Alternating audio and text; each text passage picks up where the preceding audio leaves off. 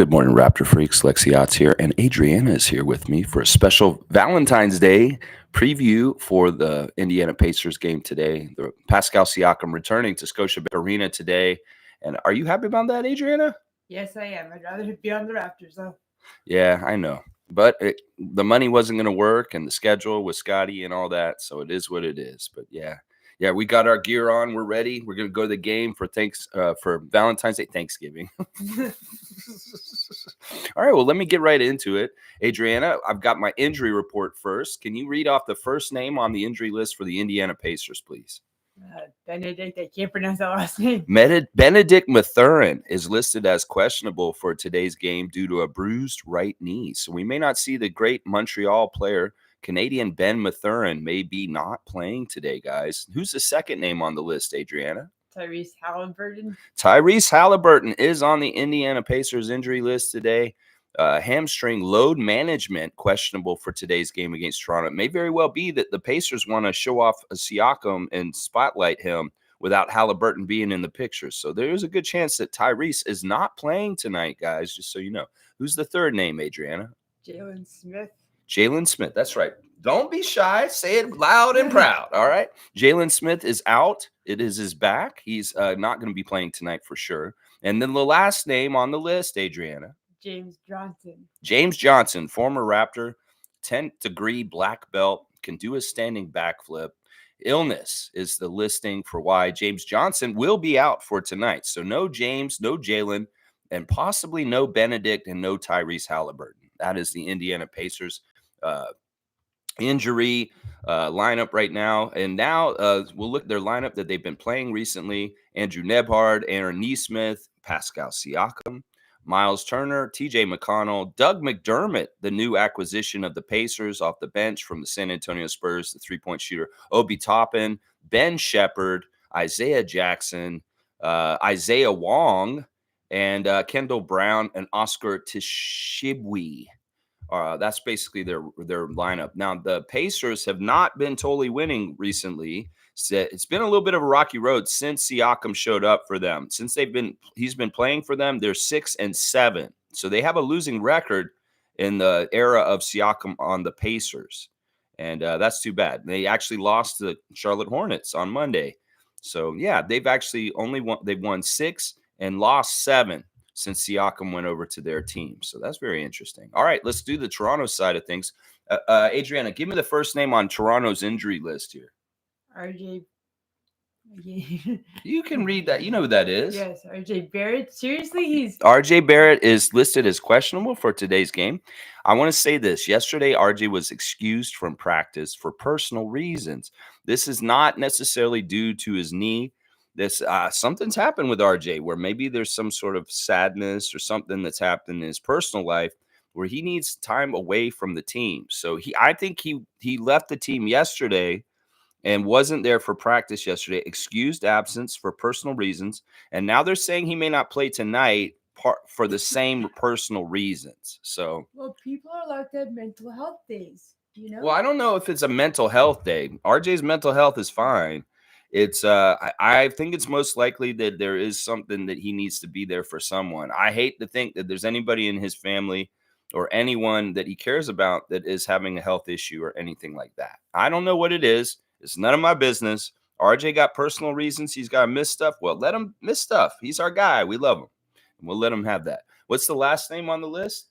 Marquise Noel still. Marquise Noel, his hamstring has still got him out. And the sad thing is they revealed in the 9:05 game last night that it is official. Marquise Noel will not be playing in his All-Star appearance this week coming up. He will not be able to do it because of this very same hamstring injury. So that's a sad thing. The Marquise will not get to play in the Up Next Stars G League All-Star competition. That's too bad. I hate that.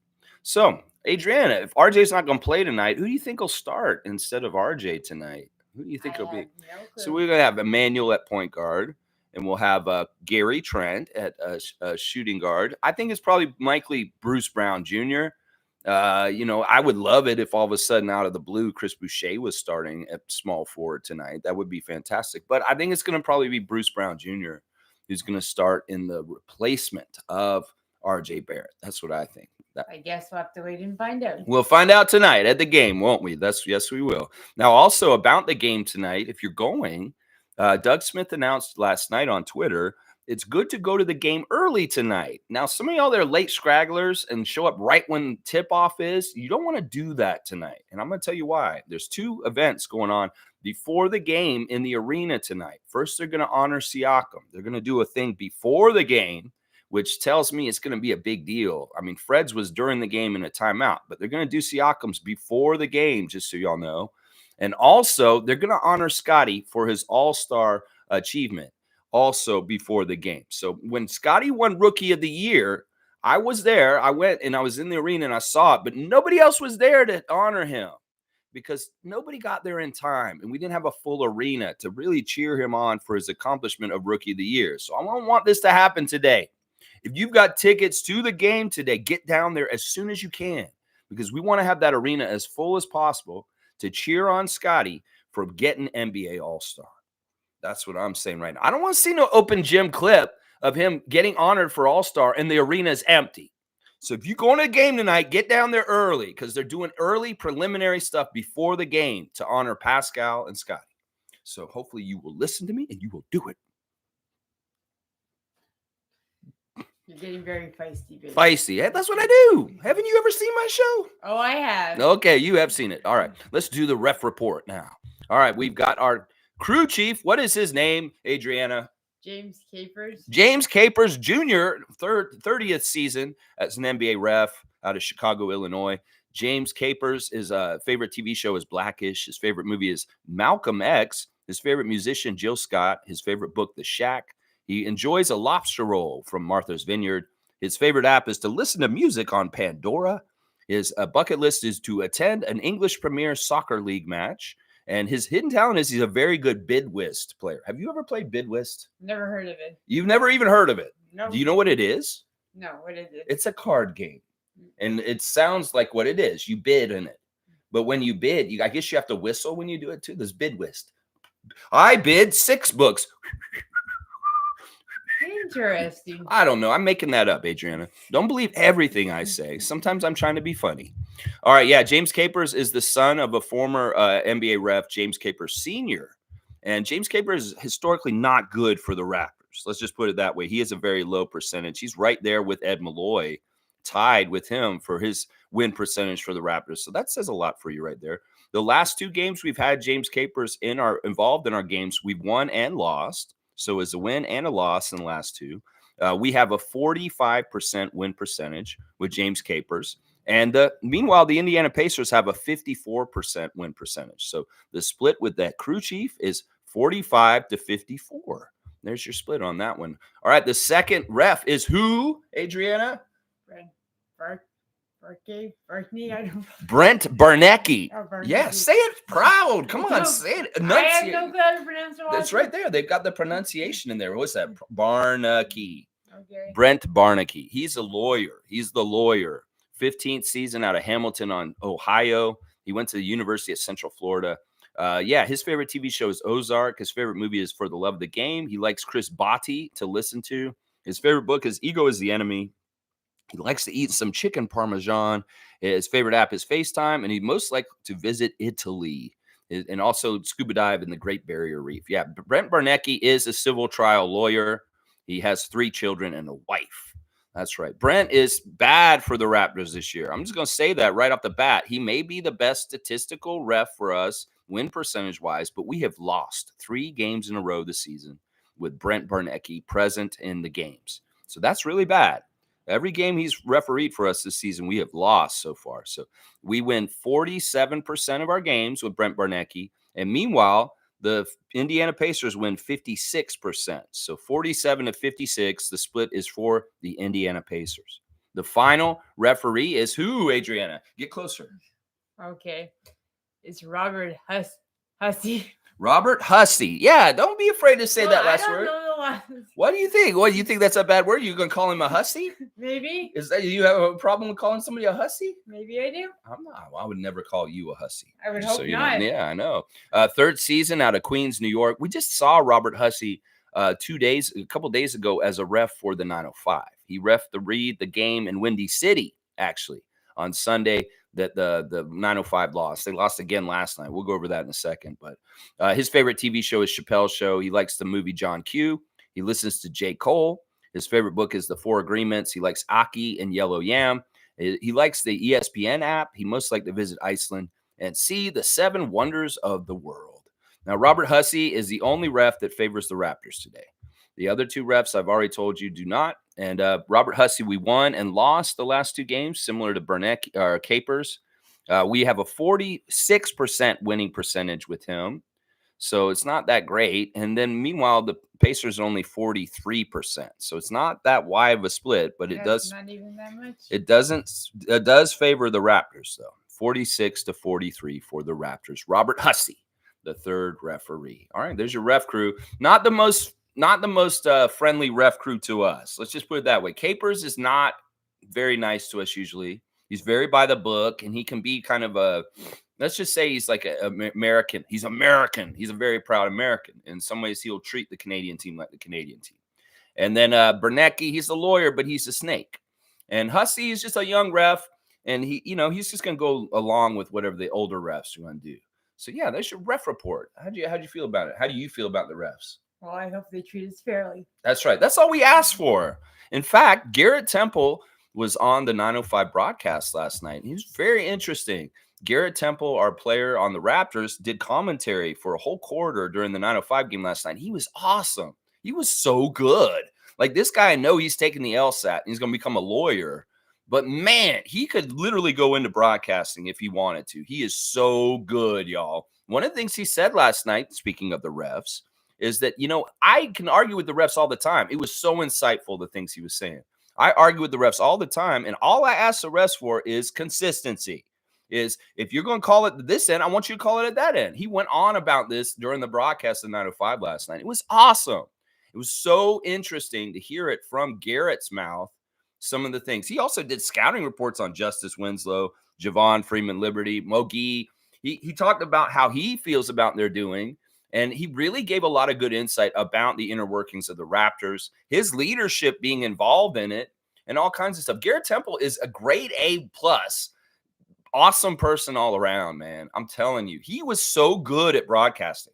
He jumped in there with the 2 guys, Warren, and it's not Matt Cullen. It was Ben Shepard, I think is who he was, or somebody. Some Ben and Warren, and it's a 3-man crew, and that's difficult to bounce it around the ball of talking and not step on each other, make it awkward. He was perfect. He knew exactly when to step in and make comments. In fact, he was a glorious color commentator, breaking down the plays on the court.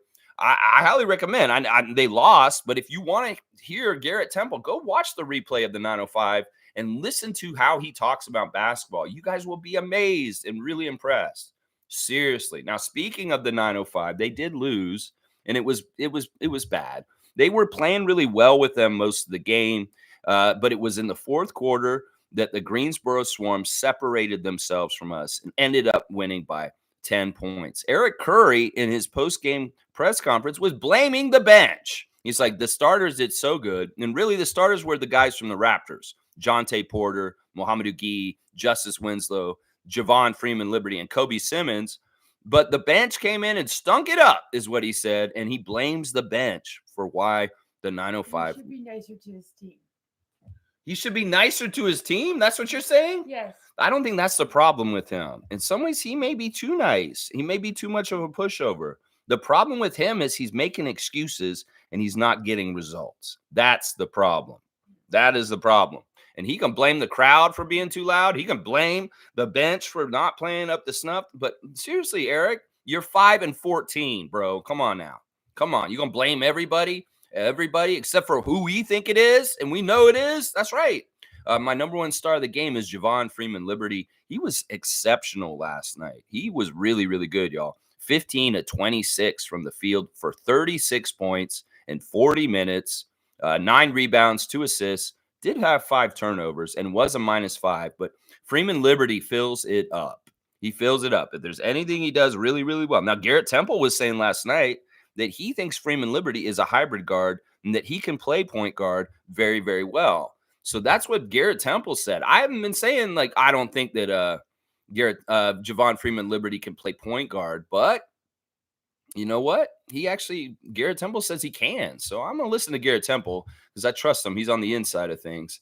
My second star of the game is Justice Winslow. Justice came into the game like he's back in the NBA, and he came in with full force into the lane, and he was killing it. 9 of 14 from the field, 23 points for Justice, 10 rebounds, so a double-double, 3 for 6 from three, 2 assists, 2 steals, 2 blocks. But a minus 12. Yeah, Justice was fantastic. You could tell he's got a lot of energy and a lot more to prove, but he's got that 10-day contract. I thought it was kind of weird that the two 10-day contracts were down playing with the 905 still, because I didn't know that the rules of the 10-day contract allows them to bounce between the two teams still. I find that really intriguing and interesting. Of course, they'll be hopefully available for tonight against the Pacers. So we'll have to see. I'd really like to see Justice Winslow take the NBA court again tonight, because honestly, that guy's on fire. He's playing with a passion. He's playing with aggression. He's playing in a certain style that is absolutely fantastic. That's right. All right. And then my third star of the game is Omari Moore. He was the only player off the bench that did anything worth a crap, and he was a +3, 5 for 7, 1 for 3 from three, 2 for 2 at the free throw line, 3 rebounds, 4 assists, 1 steal, 14 points from Omari Moore. Yeah, Jonte was 1 for 10. Yikes. He was playing really good, like defensively and rebounding, but he could not shoot worth a lick last night. 7 rebounds, 6 assists, 2 steals, 3 blocks for Jonte.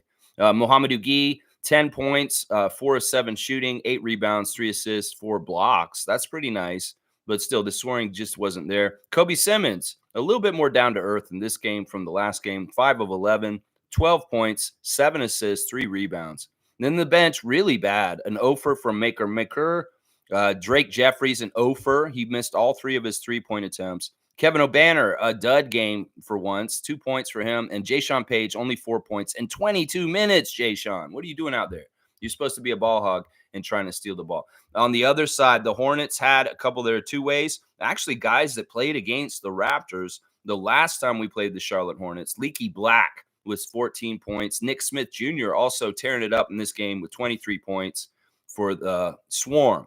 They had a couple of former Raptors 905 on their side too, Jalen Sims and Jeremiah Tillman Jr. And then also Kent Bazemore, the veteran of the NBA, playing for the Swarm yesterday, playing pretty well. Yeah, Garrett Temple was funny talking about Kent Bazemore and just in general. Garrett Temple was awesome. That was the best part of that 905 game. Of course, they let us down right at the end. They had a real good chance to win this, and they could have won it if they just done things right, but they didn't, and they lost. You can't always win, though. Well, this year we know that, Adriana. This is for sure. We know that this year. Holy crap, we know that this year. It's been bad. All right, let's get into the comments and let's see who's here with us, Adriana, and see what they're saying. Good morning, Lex and Raptor Freaks. Dap. Hoping to see a lot of 43s tonight. Canadian Cowboy Bradley in the house. He's saying he wants to see some Pascal Siakam jerseys in the stands tonight. That's probably. I hope so too. I hope that maybe MLSC did the thing where they made the 43 shirts and put them in the crowd. When we get there, we can have them. That would be nice, wouldn't it, Adriana? It would be. Yeah, like an authority 43 shirt that I can wear at the game. Maybe that's a little too for the Indiana Pacers and Siakam, but honestly, I want to honor that man when he comes back. So give us some 43 shirts. We can throw them on and put them on. Siakam putting out a little clip yesterday on his YouTube channel about the trade to Indiana, showing when he got traded, how he was talking, feeling. Very interesting stuff. He's so cool. He went to McDonald's and he ordered some Siakam swirls through the drive-thru, and he wanted to see if they would notice if it was him. They said they didn't recognize his voice, first of all, which is, I mean, his voice isn't that distinctive. If you don't listen to press conferences from the Raptors, well, you probably won't know Pascal Siakam's voice. But if you're me, you do. You know it because, you hear his voice all the time. Yeah, he said it. He came around and they didn't notice him. They didn't recognize Siakam buying his own damn swirls at McDonald's. And maybe they're just not Raptors fans. No, I think that they would know who he was. Seriously. It's just that they didn't look. It's like that, I guess if you work in a drive-thru, you don't always look at the person in the car. It's kind of awkward. You maybe just hand them food and they hand you the money, and it's real easy and stuff like that. And of course, Siakam, and after he gets it, he does a perfect McDonald's commercial. He says, "I'm loving it. I'm loving it." He says a catchphrase over and over again. It's hilarious. I'm sure McDonald's can remix and recut that up and put that in a commercial somewhere. But yeah, Siakam, in some ways, the person who is in the drive-thru is going to watch that clip now. He's like, damn, Siakam came through my drive-thru and I didn't even see him. What the hell? What the hell? Oh my gosh. Yeah, it's a great clip. And honestly, it's just like what Fred did last week. They both made kind of honorary clips for Toronto coming back and visiting back on their new teams. And it's awesome. It's awesome stuff. The love is strong. The love is forever. Toronto forever, Siakam. Toronto forever, baby. That's right. Forever. We're together. That's right. All right, let's see. Trevor J's in here also. Good morning, Raptors family. Happy game day and happy Valentine's Day to everyone. Make sure to share it with someone you care about. That's right, Trevor. That's right. I had to do a special Valentine's Day stream with my Valentine next to me. You guys never get to see Adriana on the show for long. She comes in and makes a little cameo appearance and says hi's. But I was figuring this is like Valentine's Day. This is the day to let Adriana, if she wants to, be a co-host with me on the show. Are you enjoying it so far, Adriana? Yes, I just don't have much to say. That's all right. You can just sit there and look pretty. You can okay. You know, this was the 1950s. You can make up for my ugliness. That's right. We counterbalance. You are not ugly at all. Oh, you're a sweetheart. You only say that because you love me. That's all. That's it. All right. Bryce Lawson saying, good morning, Lex and Raptor Freaks. Make sure y'all tell y'all's mamas you love them today. Well, we love you, mama. We love you, mom. If you're listening to me right now, I love you. Happy Valentine's Day. We love you. That's right. That's how we do it. Trevor J saying Knicks file a protest to the NBA on the foul call on Brunson that leads to Rockets win. Yeah, that's an interesting story, Trevor J. You have 48 hours after a loss like that you have won a contention to, and that's what they're doing. They're taking it officially in there. Ed Malloy admitting they got it wrong. Well, I want to see how this goes down. Are the Knicks a special team that they can get wins and losses amended, unlike the Raptors and the Sacramento Kings years ago? Well, let's see how this is. They set a precedent of switching the win-loss to the Knicks from the Rockets. Well, we're going to have to be on top of this going forward now. If they're going to be rescinding bad calls and admitting when they get them wrong, well, we need to start following this kind of shit, Masai, is what I'm going to say. Because when these games happen to the Raptors, we don't need to be silent anymore. If Knicks are going to raise a stink and get their win back for them because of this situation, well, that sets a precedent. And I'm going to say that right now. If that's fair for the Knicks, was fair for the Raptors if they're going to get this happen too. That's all I'm going to say. Do you think that's fair, Adriana? If they decide that Fred and the Rockets are going to get that win taken from them, and they're going to give that win to OG and the Knicks because the referee got it wrong at the end of the game and they've called it, do you think that they should switch the win from the Rockets to the Knicks?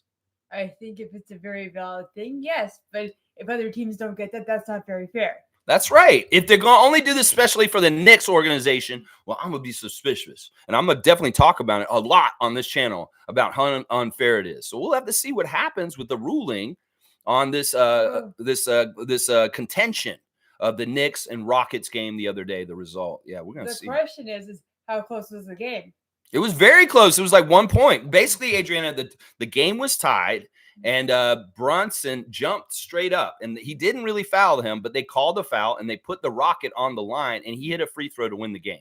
Oh, okay. So there should never. Now, what they're saying is they might have to do an overtime because what would happen is the score was tied, and this is the weird thing. They're not going to play each other again.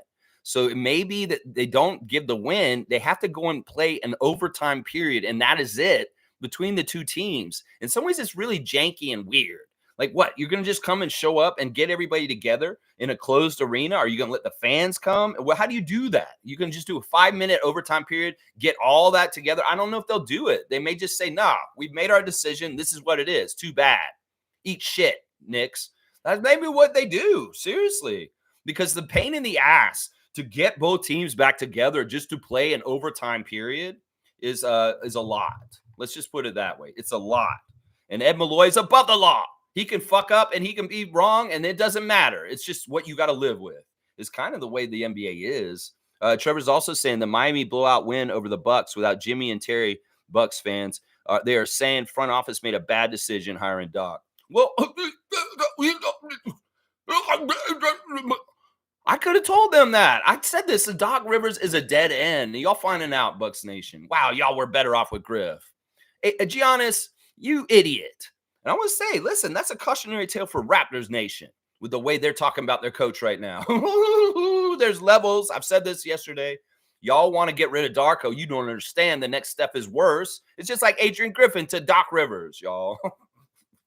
So, no, we covet our coach, and we love Coach Darko. He's amazing, badass. Go watch the open gym from last week and understand that man went to Dennis Schroeder Jr.'s birthday party this week. He's all over the place. He's a good humanitarian. He's a smart X's and O's coach, and he has very good relationships with all of our Raptors, and he is the future that's going to get us the next championship of the Raptors. So stay with Darko. It's too early to turn on Darko, Raptors fans. And all y'all turning on Darko already, you're casuals, and you don't have good takes. Because honestly, this is a team that would have had a problem either way with the turnover that's going on with it this year. It doesn't matter who the coach is. They're going to have a hard time because so many new players coming in, and they're starting over in the middle of the season. Everybody else built a body of work for 4 months. And now we just scrapped it all, started over again. So we're going to lose. And y'all blaming Darko and thinking Darko's the reason. Well, y'all are idiots. You're casuals and you're dumbasses. If you think Darko Rajakovic is the reason why the Raptors are so bad right now, you dumbasses. That's what I'll say right now. And that's what I'm saying. It's like the Bucks are feeling bad about their decision that they just made. We don't want to have any regrets, do we? So don't fuck with Darko is what I'm telling y'all right now. That's right. There you go. There you go. I'm sorry. Am I cussing too much, Adrian? No, you're just getting very feisty. Very feisty. Oh, it's kind of cute. Oh, all right. Well, it's Valentine's Day. Hello. Hello. All right. Let's see what else y'all are saying this morning. All right. We got Cowboys saying Pascal deserves the best. Raptors tribute. Wish him the best. Let's go, Raptors. Let's get that W. Also, I'm thinking Oshai, a bad G, has a good game tonight. I like this kid. Well, we'll have to see. He's got a lot of time to make it up to me and show me something. And then I'll feel better about him. So we'll see what goes on. Cowboys saying happy Valentine's Day, ladies. There you go. Happy Valentine's Day to you from Bradley. There you go. Thank you. G saying good morning. Hi, Adriana. Welcome back, Pascal. Gary's friend Bolton is in town too. Yeah, Jordan Bolton came all the way to Toronto to see Gary throw 4 points in the basket against the Spurs. What the hell, Gary? Step up for King Jordan. Come on now. Yeah, G's got he spelled it right there. Adriana, yes. Nako's here. I'm not sure if I agree, but ain't it interesting that people are calling Gary to the bench? Yeah, I know. That's how fucking blows in the wind kind of shit that fans are. What did they say all season before this? Gary should start. No, Gary shouldn't start. See, that's why I don't listen to these motherfuckers. That's why I don't care what they say. In some ways, we should just let Darko make these decisions because he knows the best. He sees them in practice. He sees whether they're doing well in practice. He sees whether behind the scenes they're listening to his advice and developing and doing what he's saying. These are the things that get you time on the court. You know, Gary's time starting for the Raptors is good. He's started a lot of games for the Toronto Raptors over the years now. And in some ways, that's a bonus and a good thing for him to have. And they're great. He has not started a lot of games for the Raptors. So in some ways, they're short-sighted by making the switch so quick. That's what I'm saying. Y'all switch your underwear like every day. Well, you're trying to switch your starting lineup every day? No, we want continuity.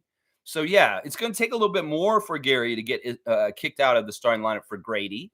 But it could very well happen by the end of the year. But I think y'all are a little premature on it. And we got to see how things pan out. You know, I think it's a little too soon. But it's funny because, 2 months ago, they were crying out, Gary should be starting. Gary shouldn't be starting. All right, y'all. Y'all are acting like little kids now. With your switching up is what I'll say. So yeah, pick a thing or whatever, figure it out. All right, now Cowboys saying, let's go, Scotty. Let's get there early, y'all. That's right. Get there and honor Scotty. Have a full building in there to honor him, right, y'all? Let's not get there late today. Fiercely saying, good morning, fam. Happy Wednesday. That's right. Happy Valentine's Day as well. Look at all those beautiful hearts Fiercely has on there. Which one's your favorite, Adriana? I know. Of course, you know I love my purple. The purple heart is her favorite. I know that's your favorite one. That's right. It is Wednesday, so we have a good chance to win. You know, on Wednesdays this season, Adriana, the Raptors have a winning percentage. We actually win on Wednesdays. Well, let's hope we do. All the days of the week, we have actually won a lot on Wednesday. So maybe we win today. And Fiercely saying hi to you, Adriana. Thank you. Hi. Oh, that's sweet. All right, Cool Cat saying, good morning, Raptor Free crew. Happy beloved day all. Special day for many reasons. Number 43 jerseys all over the arena tonight. Let's fucking go. That's right, Cool Cat. I know you'll be down there repping hard for our guy Siakam. And yeah, we're going to come down there and do this correctly. We did a good job with Fred last Friday. He was touched. He was honored. I could tell this meant a lot to Fred, what we gave him, the standing ovation that we gave him on Friday. We're going to do the same tonight for Mr. Siakam, too. That's the next part of it. Yeah. Kareem saying Scotiabank better have that PS symbol heart plastered all over the place to represent Siakam and Valentine's Day. This channel is my Valentine's love, all y'all, for keeping me sane during these times. Well, Kareem, I know these troubled times, sometimes it gets confusing. Sometimes it gets a little down and depressing. And yeah, I know I've had struggles with negativity about things with the Raptors this year also. And you know what? We just get ourselves through this. That's right. She helps me a lot. She keeps me grounded and happy, and also kind of like focused on what matters in life. And in some ways, that is what you need, is just to find out a person that will help ground you and help you see what's important about life and not get all hung up on this other stuff. You know, that's the great thing about you, Adriana. That's good to know. You sweetheart. You sweetie. Fiercely saying Pascal's clip yesterday was bittersweet to watch. Wishing him all the best. Yeah, it was bittersweet. It's funny when he shows up in Indiana and he sees the Pacers P on the wall. He's like, they have a P too, like me. I fit right in. P. I'm P. They're P. We're all P. Yeah. That's a bit gross. It is a little gross. Their color is yellow too. But anyway, it was funny to see Siakam because, you know, he's P skills. Everybody call him Spicy P, but he's P skills. That's the name he likes. And when he shows up, he's Pacer skills now, unfortunately. Yeah, it is what it is. But we're happy for Siakam. And I would like the Pacers to do very well this year. I really would. I want to see them go far in the playoffs for sure. Nako saying, I'm excited for Scotty Pascal battle. Yeah, no word on Scotty's injury, so I don't think that the fall from the last game is going to hurt him. And we heard about the punishment for Scotty yesterday for leaving the bench early. It's really kind of funny what happened. Scotty is saying that the 24-second shot clock went off on the last possession for the Spurs. And he thought that was the final buzzer. So he jumped up out of his seat. At that point, he had been sitting down near Chris. I said that yesterday, that he was sitting at the end of the bench. We all know Chris Boucher likes to sit at the very end of the bench and sprint into the game. Well, Scotty was sitting next to him, and he heard that shot clock violation go off. He did not realize there were 3 seconds still left on the clock, and he left early. And that's why they caught him early back there. He had no malcontent. He was confused. He honestly thought the game was over, but it was just a shot clock violation. You know, when a shot clock violation happens, there's a loud buzzer also. So he in some ways, Darko had a conversation with him yesterday morning about awareness and being aware of things. In some ways, that's a good conversation for him to have. And there's no punishment because it really wasn't anything that was like awful or bad. Some people are trying to paint it like this. Some idiots on Twitter like Orrin Weisfeld and Josh Lundberg trying to make a big deal out of it. And saying like, well, if they did this to Siakam before, why aren't they punishing Scotty Barnes now? Well, there's a lot of different reasons why, and I can give you 3 of them. One is that was Nick Nurse coaching that punished Siakam. That's a different coach, and coaching culture is different from coach to coach. Orrin Weisfeld and Josh Lundberg, you guys should know this though, because you're in the media. You should know this. So if Nick's rules are not exactly the same as Darko's. So you can't fucking say just because the standard was set with Siakam during that it is set on him. In some ways, y'all sound fucked up for wanting to punish Scott. Like, are y'all friends of the Raptors or not? You trying to cause shit disturbers because you want Scott in trouble for what he did? No, fuck y'all. He's not in trouble. He didn't do anything wrong. And the other thing is that Siakam was animosity with Nick in that moment. They were engaging with each other, and there were words said to each other. That's part of the reason why he got suspended. Scotty didn't say jack shit to anybody. He just got up off the bench and walked to the back. And in some ways, like I said, I speculated, well, he could have been worried about his knee. He was trying to avoid the shaking hands. You know, no, he was confused. He just wanted to go to the back and leave the losing because he hates losing. And honestly, he also said in his press conference yesterday that if you read his frustration on his face, it's not because of his teammates, it's not because of his coach, it's not because of anybody else other than himself. He said that I get frustrated on the court. When you see me upset and stuff, I'm mad at myself because I just made 3 turnovers. That's what he said. So everybody's trying to read Scott's face of frustration that he's mad at the team, that he hates his team because it's not winning, because he hates his coach or he hates his teammates. He's mad at Jakob because he won't catch the ball. That's wrong, y'all. He's mad at himself for not completing the pass. He's not mad at Jakob for not catching it. And he made that very clear in his interview yesterday. So just so y'all know, Scotty Barnes is not mad or frustrated with anybody except for himself. And that's the right way to be. He's an ultimate teammate. He loves his teammates. He loves his coach. He loves the Toronto Raptors. When he's showing that frustration, he's mad at himself for not performing at a higher level. He made that very abundantly clear. Darko was very interesting about it. Scotty didn't really say that he had a conversation with him, but Darko said, yeah, I did talk to him. And I said that's not good. You shouldn't do that ever again. And the press was trying to admonish Scott, like, that's really bad what you did. And he's like, listen, if I did something wrong to my teammates, I'll admit it, and I feel bad, and I apologize to them. If I did any negative thing towards them, I was wrong, and I feel bad about it. That's what Scott said. So he apologized for it. It was innocuous. In some ways, it was a easy mistake. In some ways, it was just something dumb. And any of the press trying to make a bigger deal out of it or make it into some sort of scandal for them to write a story, fuck you guys. Fuck you guys. Why would you write that? Seriously. Do you think there's a big deal that Scotty left the bench like 3 seconds early the other night? I think he may have shown something, but I also think that he probably didn't do it on purpose, like he was saying. So said he was confused. He thought that the shot clock violation was the final buzzer. That's what he said. I believe him. In some ways, you don't know what he's probably not paying attention to the game totally at that point. Well, he's probably very frustrated because they're losing. And that's the other part of it. He doesn't fucking like to hang around and feel that. He doesn't. And that's the competitor that he is. That right there. That's what it is right there. Yeah. Let's see. Oh, Monique is here. Good morning, Raptor Freak family, and happy game day. Welcome home, Pascal. But go Raptors. That's right. She's got her priority list. What's Monique's priority list, Adriana? Raptors winning and then welcoming back Siakam. That's right. 1 and 2. And that's right. Monique, you have a great trip down there, and maybe we'll see y'all. I don't know. Maybe I'll wave to you. We are in, I think we're in 113 today. Is that 114? 114? Somewhere around there. That's not far from you, I believe, Monique. Nako's saying, I'm excited. Oh, yeah, we read that. I don't know. We should see Siakam versus Scotty. Yeah, that will be fun, Nako. You're right. Like, Scotty's going to make the game. Pascal's going to make the game. Then they probably play each other. They probably will be gardening each other a bit. That'll be fun. That will be fun. Chris is saying, hi to all the lovers out there, but I do think Scotty needs time alone to think about leadership. I say he should buy a tent and live in the gym, meditate on basketball. It's fine as killer instinct. You know, what you're saying, Chris, is not far off from his lifestyle already.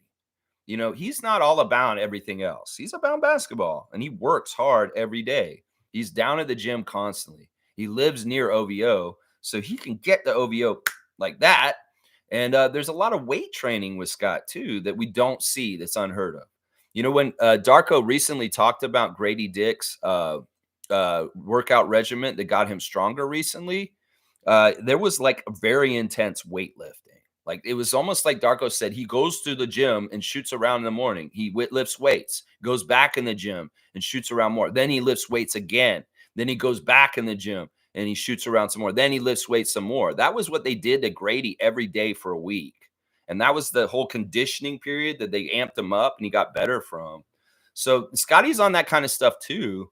And I know that there's a lot of weightlifting and a lot of practicing that he does that we don't see. He's not on Twitch anymore. He's not probably doing a lot on his free time is a lot of basketball and just doing stuff for his career. That's all he cares about. It's like a lot of the ways, it's not like he's out there trying to have other hobbies. It's not like he's out there having a whole bunch of friends or a social life, like a nightlife or anything like that. No, Scotty's all about his basketball career on his off time.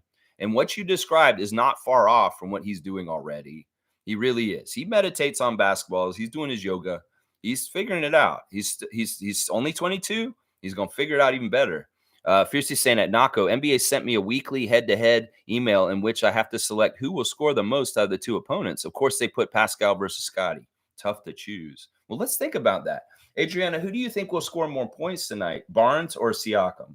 I have to go with Barnes, sorry. Okay, see, she's a hometown team girl. So she's getting the Barnes jersey next to her. That's right. You get the Barnes jersey because you pick Scotty. That's good stuff. I have to pick Scotty. It's just, I do love Siakam, but well, you're a Raptors fan, and I love you for it. I love you for it. That's right. All right, let's see. Chris is saying Adriana is dressed in red today. Very interesting. Cut the stream short if you have to, Lex. Well, we're just gonna be like hanging out, You know, it'll be the normal stream. If you want, and now I will say this: if you need to go and do some of your schoolwork and you don't want to sit here and look pretty the whole stream, you're welcome to like Not really. leave if you need to. Like Well, if you have to go to the bathroom, if there's anything, you're not like me where you have to mandatory be on the stream. okay, good to know. Just so you know, if you feel too awkward just sitting here hanging out, I do feel a bit awkward, but I'm with you, so it's okay. you're doing a great job. Honestly, you're not distracting. You're adding to it. It's good. It's good. All right, let's see. Fiercely saying, Scotty and Darko provided. Hang on, that jumped way ahead. Scotty and Darko provided 2 versions of the leaving the game early incident yesterday. All you see are posts about the disconnect. Annoying. Nah, listen. You know what it is? It's not 2 different versions. It's Scott just not telling the truth. It's Scotty just, you know what it may be that like, all right, Darko said they had a conversation and Scotty said that they didn't. That's the whole disconnect they're trying to talk about. It could very well be that they had a talk in the morning for a second and Scott didn't even think it was the talk. You know, it could be like that. Either way, everybody who's critical about Scotty or anybody right now needs to chill out. Once again, we're not trying to plug holes into our boat so we sink more, Raptors fans. We're trying to go forward with good, healthy stuff. And nothing about this is wrong or toxic or bad. This is just Scotty being an ultimate competitor, maybe a little confused and wanting to leave the court and leaving a little early. In some ways, I get mad about being upset about this. You know, first of all, we've seen LeBron do this many times in his career. He leaves the court early all the fucking time. Does anybody ever get on him for leaving his team behind like that? Sure, it looks bad. Sure, it looks unprofessional. This Scotty barely did it in just a little bit, and it wasn't even that big of a deal. Now, I'll bet you money because of the pushback and him hearing about it, he may not understood that this was a big deal. And now everybody's saying, oh, no, that's a big no-no. And in some ways, it's correcting his behavior. And also, in some ways, I hate this kind of shit because this is the kind of shit that happens in schools every day. Teaching kids how to be obedient, teaching kids how to follow rules, teaching kids how to be good citizens that don't shit disturb. Well, in some ways, Scotty went a little bit out of the lines. And now all of a sudden you got to push him back, like pat him on the head, like, oh, no, wrong. No, fuck that. He's a human being. He should have freedom. And in some ways, the 3 seconds that he left in is not a big deal. And everybody's getting touchy about it. Well, maybe you're a little controlling. Maybe you're a little bit like the school system and trying to make an obedient student out of Scott. That's the way I look at it in a little bit. So let's not overstep on this. It's a very small little thing. It didn't hurt nobody. And it's not a big deal. And the press and everybody else picking it apart and overanalyzing it, it's stupid. Honestly, it's stupid. So let's lay it to rest. Scotty left the game a little early, 3 seconds early the other day. Who gives a fuck? Well, apparently lots of people do. Well, these are people that need to move on with their lives, that have more to do with their lives than to worry and pick over this bullshit. Seriously, that's what I would say about that. Seriously, that's what I would say right there. Yeah. Let's see. G saying, if that's the case, we need to get that Bulls game back where they admitted to 3 mistakes at the end. Exactly. This is the thing, G. It's a 48-hour period you can dissent on it. If you don't and that passes by, it's over and done with. You can't go back and do it. So, we can't go back and do that. 48 hours has passed. So you have to make your formal complaint within 48 hours of the game happening. So some ways, watch what happens with the Knicks on this. And going forward, Masai and Bobby note it and, well, do the process the same way that they do it if they are successful in getting this done right now. We can't go back and change the past. 48 hours has passed more than longer than that. But you're right. That Bulls game would fit in this category. It would. Chris is saying this Gary to the bench idea. No, Dick has just found. You're writing, I know Dick, or okay. You're saying no. Grady has just found some comfort level off the bench, so don't rush the guy. Let Grady continue as is, maybe more minutes, but he could have a slump too, early days. I think Chris is bringing up a very wise point that, there's adjustments. In fact, part of what's happening with Quickly is adjusting to starting. That in some ways, his efficiency has gone down since he's become a starter. He was much more efficient for the Knicks off the bench there than starting for the Raptors since the trade. So this is true. Chris is like, he should master the bench stuff before he jumps right into the starting lineup. Now, I'm not against him starting by the end of this year. It's just that, like Chris said, we can't rush this. We've got to allow him some success. And he's exactly right. We could make this switch, and Grady just shits the bed for a while, and Gary's absolutely badass off the bench, and everybody would be crying the other way. That's why the confusion of everybody in the fan nation trying to say who should start is unnecessary. Coach is going to do it himself. Just let him do it. And he knows better who's ready for what and who should be doing what, for sure. Now, one thing I want to see tonight is he going to bench and DMP certain players tonight because they did not play to a high enough level on the Monday night game? Is there going to be any punishment for the crap they laid on the court on Monday night? Will we see DMPs for players that played on Monday night tonight in punishment for not good effort on Monday? That could very well be true. We may see some guys not play tonight that played on Monday, and maybe some of the other guys who didn't play on Monday will get to play more tonight. That seems a little bit harsh if you ask me. No, it's not. It's the only way a coach can get good play out of the players sometimes. If some people are not playing well enough, if you're slacking or you're not doing enough energy or not working hard enough, well, you get benched. That's just the way it is in sports. And I'd like to see Justice Winslow get out there and get some minutes for the Raptors tonight in the place of somebody who played on Monday is what I'm saying right now. That's right. Yeah, let's go Darko. That's right. Let's go Darko. G saying, also playing against bench players versus starters is very different. The defense will be tougher on Grady as a starter. I like his progress. Continue to add minutes. This is true too. There's better players in the starting lineup. If Grady starts, the defense against him and his ease of making the shots may not be there as much. That's part of what Gary has a harder time in the starting lineup making his shots and trying to figure his shots out. So yeah, I'm just a little bit tired. So. You're tired? Well, do you want to go lay down? No, it's okay. You're all right? I'm here. Okay. She's here with me still. You sweetheart. All right, let's see what else you guys are saying. Roger Raymond's here. Good to see Roger. Happy Wednesday. Let's support our all-star Scotty Barnes as he grows into his number one responsibilities. That's right. It's all changed for him. And in some ways, the learning path for him is rocky again. He had a lot of easiness around him in the rookie year, allowed to just play with no expectations or pressure. And he was a fantastic rookie, won the Rookie of the Year.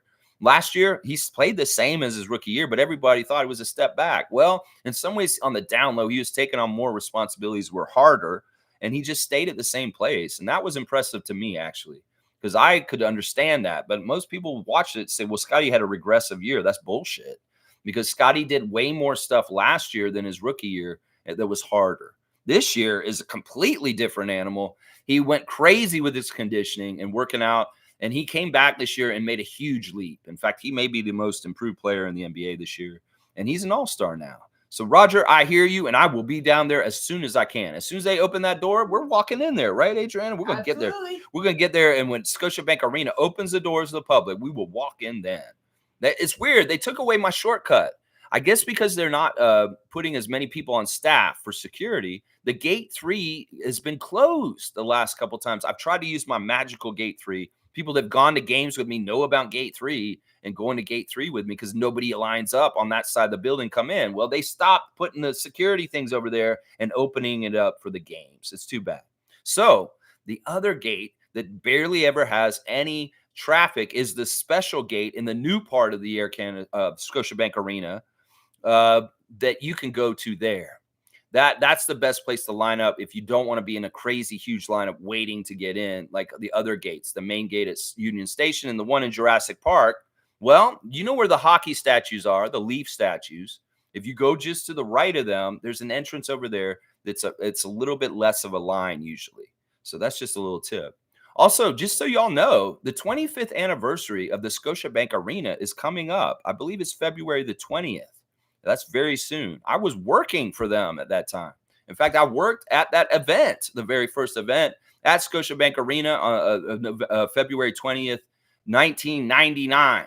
They are going to have a special open to the public event at Scotiabank Arena on the 20th where you can skate on the Leafs ice. They're going to have the Leafs rink up, or you can go upstairs to the third level practice court for the Raptors and take shots on the practice court for the Raptors that is not open to the public normally on February the 20th.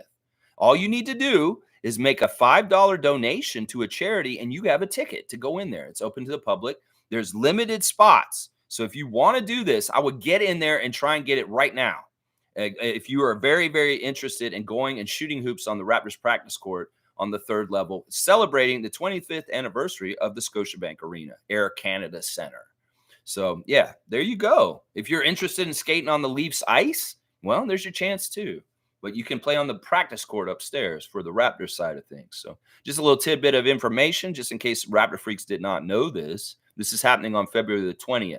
I guess that's in a week, right? Yeah. Yeah, it's a week from yesterday. All right, let's keep going. Let's see. G saying, what if they go through the game and find bad calls against the Rockets that game? That opens up a can of worms. Well, they're really just disputing one particular call. They're not going to go back and look at the whole game in some ways, G. I get what you're saying, though. This is going to be very interesting to see how the NBA adjudicates this complaint by the Knicks. It's going to be very, very, very interesting. Chris is saying, good to hear Scotty was just confused. I can understand that because leaving the game early is a very bad look. And I do believe his frustration is him, not others. Time to pitch that gym tent, Scott. Yeah, I mean, listen, that's for sure. That's what's happening. That's what happened. He was confused. In some ways, he was pissed. In some ways, he probably didn't want to shake Wemby's hand. In some ways, it wasn't for a diss to his teammates or his team. It wasn't disrespectful to the Raptors.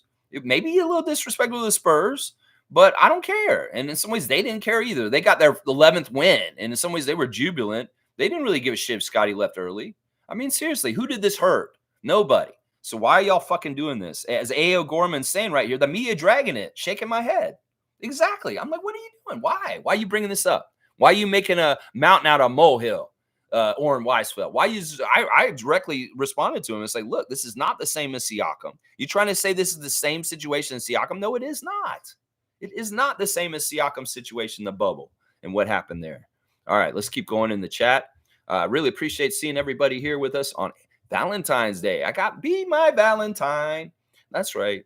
You got any goofy little kids, Valentines from school back in the day with Garfield on them, stuff like that? It's pretty funny.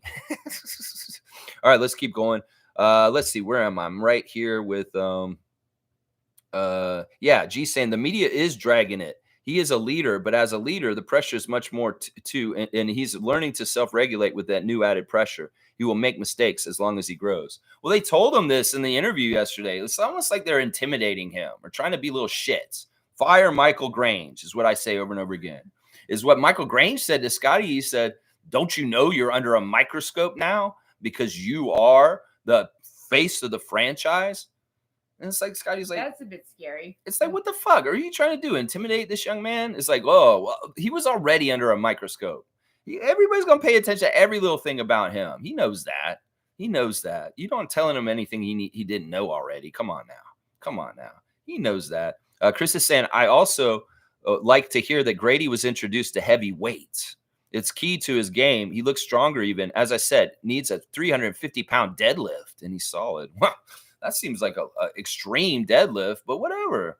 Just in case he has to carry the dead bodies for us. We have a 350-pound dead body. Well, Grady will carry it for us. He can deadlift it. I don't know. I mean, that's good. He did go very intensely on the weights. Like when Darko was describing what they put Grady through, I was like, holy shit, they really put him through some sort of intense workout when they said they did that around Christmas. They really did. Wayne's saying, why the emphasis on Scotty? Gary and Jalen McDaniels also quickly should be hitting the weights. If it works for Scotty and Grady, it will work wonders for them. I think everybody on the team gets their own weight program. I mean, you can see the growth of Chris Boucher. Think about him when he showed up from Golden State 5 years ago. He had spaghetti arms. He didn't have any muscle on his arms at all. And in the 5 years of being around the Raptors, he actually has guns now. You can really see some muscle definition on Chris Boucher's arms. So don't get it twisted. I'm sure that they're all getting their weights in for sure, Wayne. I'm sure they all are. Jalen McDaniels too. I'm sure they work with everybody. That's right. Leave Scotty alone. That's what we're doing right now. That's right. Just like that person that said, leave Brittany alone online. Did you ever see that clip? No, I didn't. The person crying said, leave Brittany alone. Leave Scotty alone. No, I agree. People that are coming after Scotty, we're going to have to defend him better than ever. And the sad thing is we got to defend him from so-called Raptors fans too. That's the messed up thing. We should not have to defend the face of our franchise from our own fans. You fucking turncoat little shits that fucking come after Scotty all the time. That's right. That's right. No. All right, I will because I love you. All right, let's see. Country Kong saying, Lex, the NBA is so much more of a business than I could have ever imagined. Pascal released a YouTube vlog on his last days as a Raptor. They cleaned out his locker room for him. It was kind of hard to watch. Yeah, I saw that part. You know what? I didn't think it was him cleaning that out his locker. They just, you know what they did? That wasn't his stuff from his locker. That was like, I think that was all of his, like, they were memories and things from his time there. They got a little special package of things for him to remember being a Raptor. And they threw stuff in there for him to have memories. Maybe I'm wrong. Maybe it is that they just threw all his stuff in a thing for him, his locker. I don't know. I don't want to look at it that way. That sounds depressing, JP. He was happy when he came in there and saw it, and he said, "Oh, there's all my stuff, and look at these cool things that I can remember the team by." It's a messed up thing. In some ways, the Siakam finally at the end of that clip saying, "I have come to grips with this is my reality now, and I am okay with it, and this is what is right for me now. I understand that." In some ways, I get it. He had to railroad switch his tracks from being a Raptor for life in his brain to possibly being on Indiana now, and he's come to peace with it. And it's going to be a good thing for him. It sucks. It's sad all around. We hate it. Raptors Nation did not want to have to do this, but this is the choice and the course that our franchise has decided. And it's bittersweet and it sucks. But at least Siakam's on a team that we respect, and then hopefully a team that will do well, and he will be well happy and good things happen for him. That's what I say. So in that respect, I'll be with Cool Cat and say, I'm just glad Siakam landed on his feet in a good place. That's what I care about right there. Yeah. Dana's saying, good morning, everybody. Happy game day. Hi, Adriana. I hope I spelled your name right. There's one too many N's. You're close, though. That's okay. Let's go That Raptors. seems to be the standard spelling. Yeah, there's a lot of different spellings and stuff. But, yeah, she's a one N, Adriana. Everything else is right. Wayne's saying, Chris, I don't get athletes who don't lift weights. That's an interesting one. Like, there's a lot of wrestlers back in the day who never lift weights. You could tell the ones that just had beer bellies and came out and had no definition on their arms. Yeah, that doesn't make any sense to me either. In some ways you need to be stronger in athletics to stronger and stronger than your opponent. Now, look at somebody like Jokic. Do you think he lifts weights like crazy? I don't think he does. We wondered about Doncic too. Like, he's such a doughboy with no muscle definition. Does he lift weights? I don't know. We wonder about that with the big man Nikola. If they still win their games, doesn't they could. That's what she's saying. It's like it doesn't matter if they lift weights if they're winning. Jokic. I hate to say it, but people only care about the wins most of the time. Yeah, I mean that's true. But Wayne's right. You want every advantage you can get. You should be lifting weights if you're an athlete. That's for sure. James is here again. It's good to see you, James. It's going to be a good game. Barnes going for another triple-double. I'd like to see that. In some ways, the really poor game on Monday, that may have been one of his worst games as an NBA player in some ways. What happened on Monday with the blocks from Wemby and he had a weird almost triple-double, but he didn't. He didn't, obviously. He had a weird almost triple-double, but he didn't. Maybe he will get it tonight. I'd like to see that. I'm all about it. He doesn't have Wemby to worry about near the lane. Maybe his scoring will be better tonight. They really did get that Wemby lesson on Monday. They really did. You said Wemby's like super tall and he's got really long arms. He's 7'5", Adriana, with 8-foot wingspan.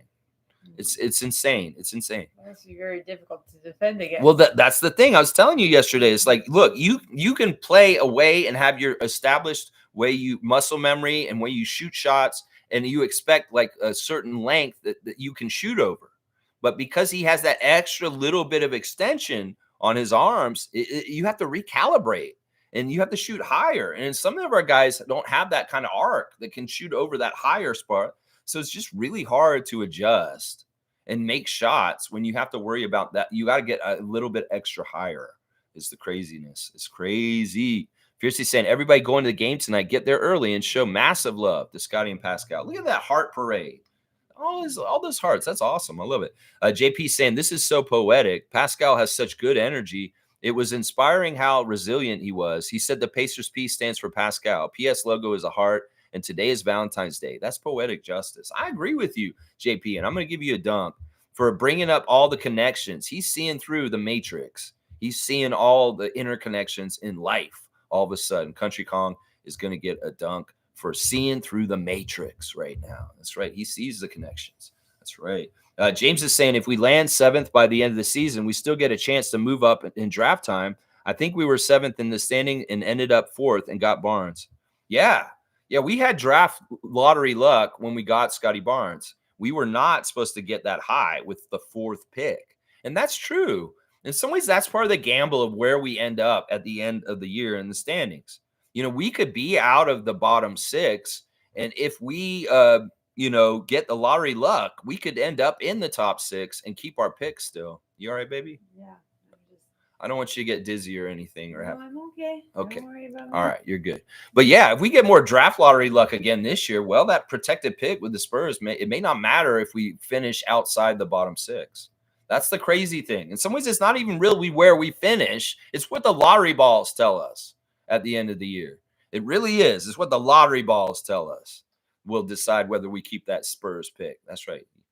Yeah. You want to keep the pick, don't you? Yes. Maybe not this year, though. Maybe they could give it to them. I don't know. Cool Cat saying, I love the creative side of Pascal. The YouTube traded clip was funny and forward thinking of the trade. We get to see Scotty leaving a gift for his big bro, Pascal. I don't even remember that part. Maybe I'll have to watch that again. I don't remember the part with Scotty. But yeah, maybe I should watch that again. Chris is saying at Wayne Strainer, people don't get that basketball is a very physical game in the paint. You need that strength. He needs it to finish at the rim. Last game, his finger roll was short, still a bit weak. Oh yeah, the physicality going to the lane. Anybody's going to be a slasher or going at the basket. You need to be able to finish through contact. People hitting you. Yeah, you need to lift some weights and get that strength up. Cowboys saying, how did the tattoo go, Dana? It was a very interesting tattoo. She was not a sports related tattoo. It's a honorary tattoo for her dog. And she showed a picture of it in the chat on our Facebook group. It's very cute. Very, very cute. But of course, she's doing it in different sections of it.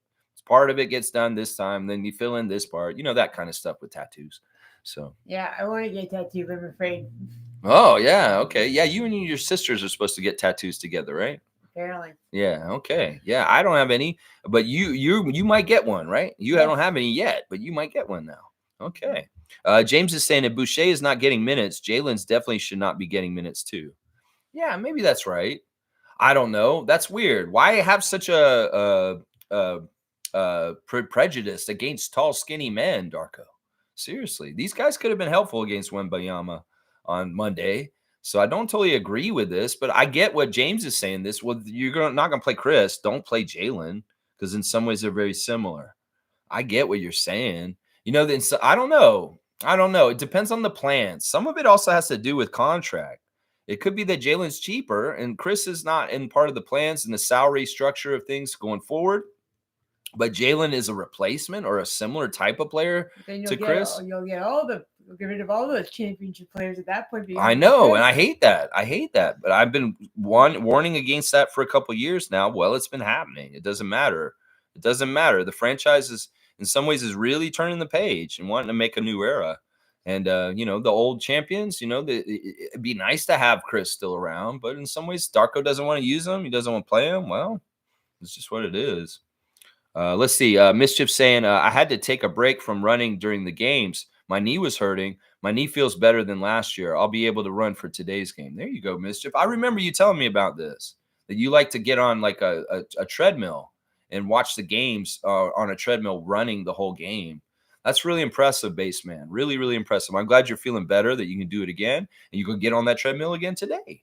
That's good stuff. Maybe you'll help the energy in the world, the kinetics, to help the Raptors beat the Pacers tonight. I'd like to beat them today just to go into the break with a good feeling for Raptors Nation.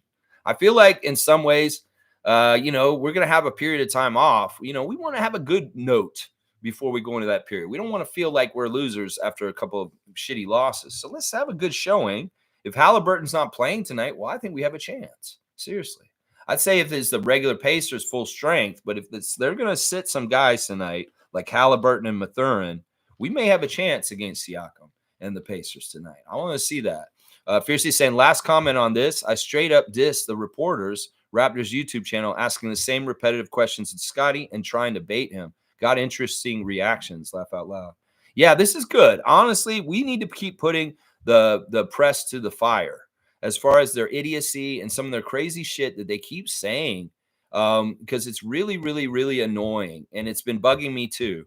And that's why I was saying fire Grange on Sportsnet the other night, is because, yeah, fuck their bullshit. And I applaud you, Fiercey, for going at them in the comments section It's like, listen, this is a 22-year-old young man. In some ways, he's a nice guy. He doesn't deserve your like vulturous carrion eating press corps that's coming in to drag shit and pull things apart. No, fuck all that. But unfortunately, they need stories, so they're going to make up stories, even if, you know. Well, that's the sad thing. The press are so bad at their jobs, they have to make up shit or do cheap shots to make up content. Well, they're not very good at their jobs. If they did their jobs right, if they did things like a doctor has a Hippocratic oath, they would do real journalism. That journalism is who, what, where, when, and how. And that's all they need to do. It's not speculating why. It's not speculating this and this and this and all this kind of shit. No, journalism is reporting the facts, saying what happened, and that's that. Adding any shit on top of it, Orrin Weisfeld, Samson Falk, Michael Grange, Doug Smith, all you fucks, that's your problem, is you're adding on top of stuff. Just report the facts. Joe Friday, just the facts, man, please. And stop fucking adding your own convoluted bullshit to it. That's what we're asking right there. Yeah. But they need a big headline, which sucks, but that's how they do it. Whatever. That's just a symbol of the world going to shit, is that clickbait is more important than the real world and facts. That's the problem. Clickbait and sensationalism is more important than the facts and just pure reporting. That is why there's problems in this world in some ways with the media right there. All right, let me keep going. Fiercely saying, Cowboy saying, right on to mischief for getting back on that treadmill. Fiercely saying, but it was nice to see other fans stand behind Scotty and understand the weight and pressure he faces at 22, being given the keys. There is hope in humanity. That's the right response from Raptors Nation. If there were a lot of Raptors fans in there standing up and defending Scotty, you go, Scotty lovers. You fight and protect Scotty. I'm on your side with this for sure. We got to look out for our Raptors and stop letting people drag them through the mud in stupid ass ways in the press, like this dumbass incident that happened on Monday. It's so dumb. Cool Cat saying, I bought a 43 Pacers jersey to wear for the game. Pascal can see it scanning the crowd. There you go. He will. We know he does. He's going to come out there and he's going to look around.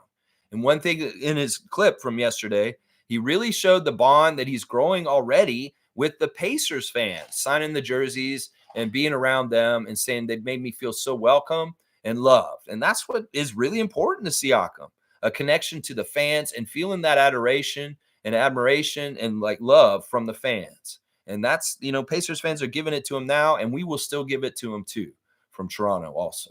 That's right. That's how we do it. Country Kong saying Pascal's legacy. I'm ready to talk about it. I almost don't want to talk about the on-court greatness. He was just such a good person.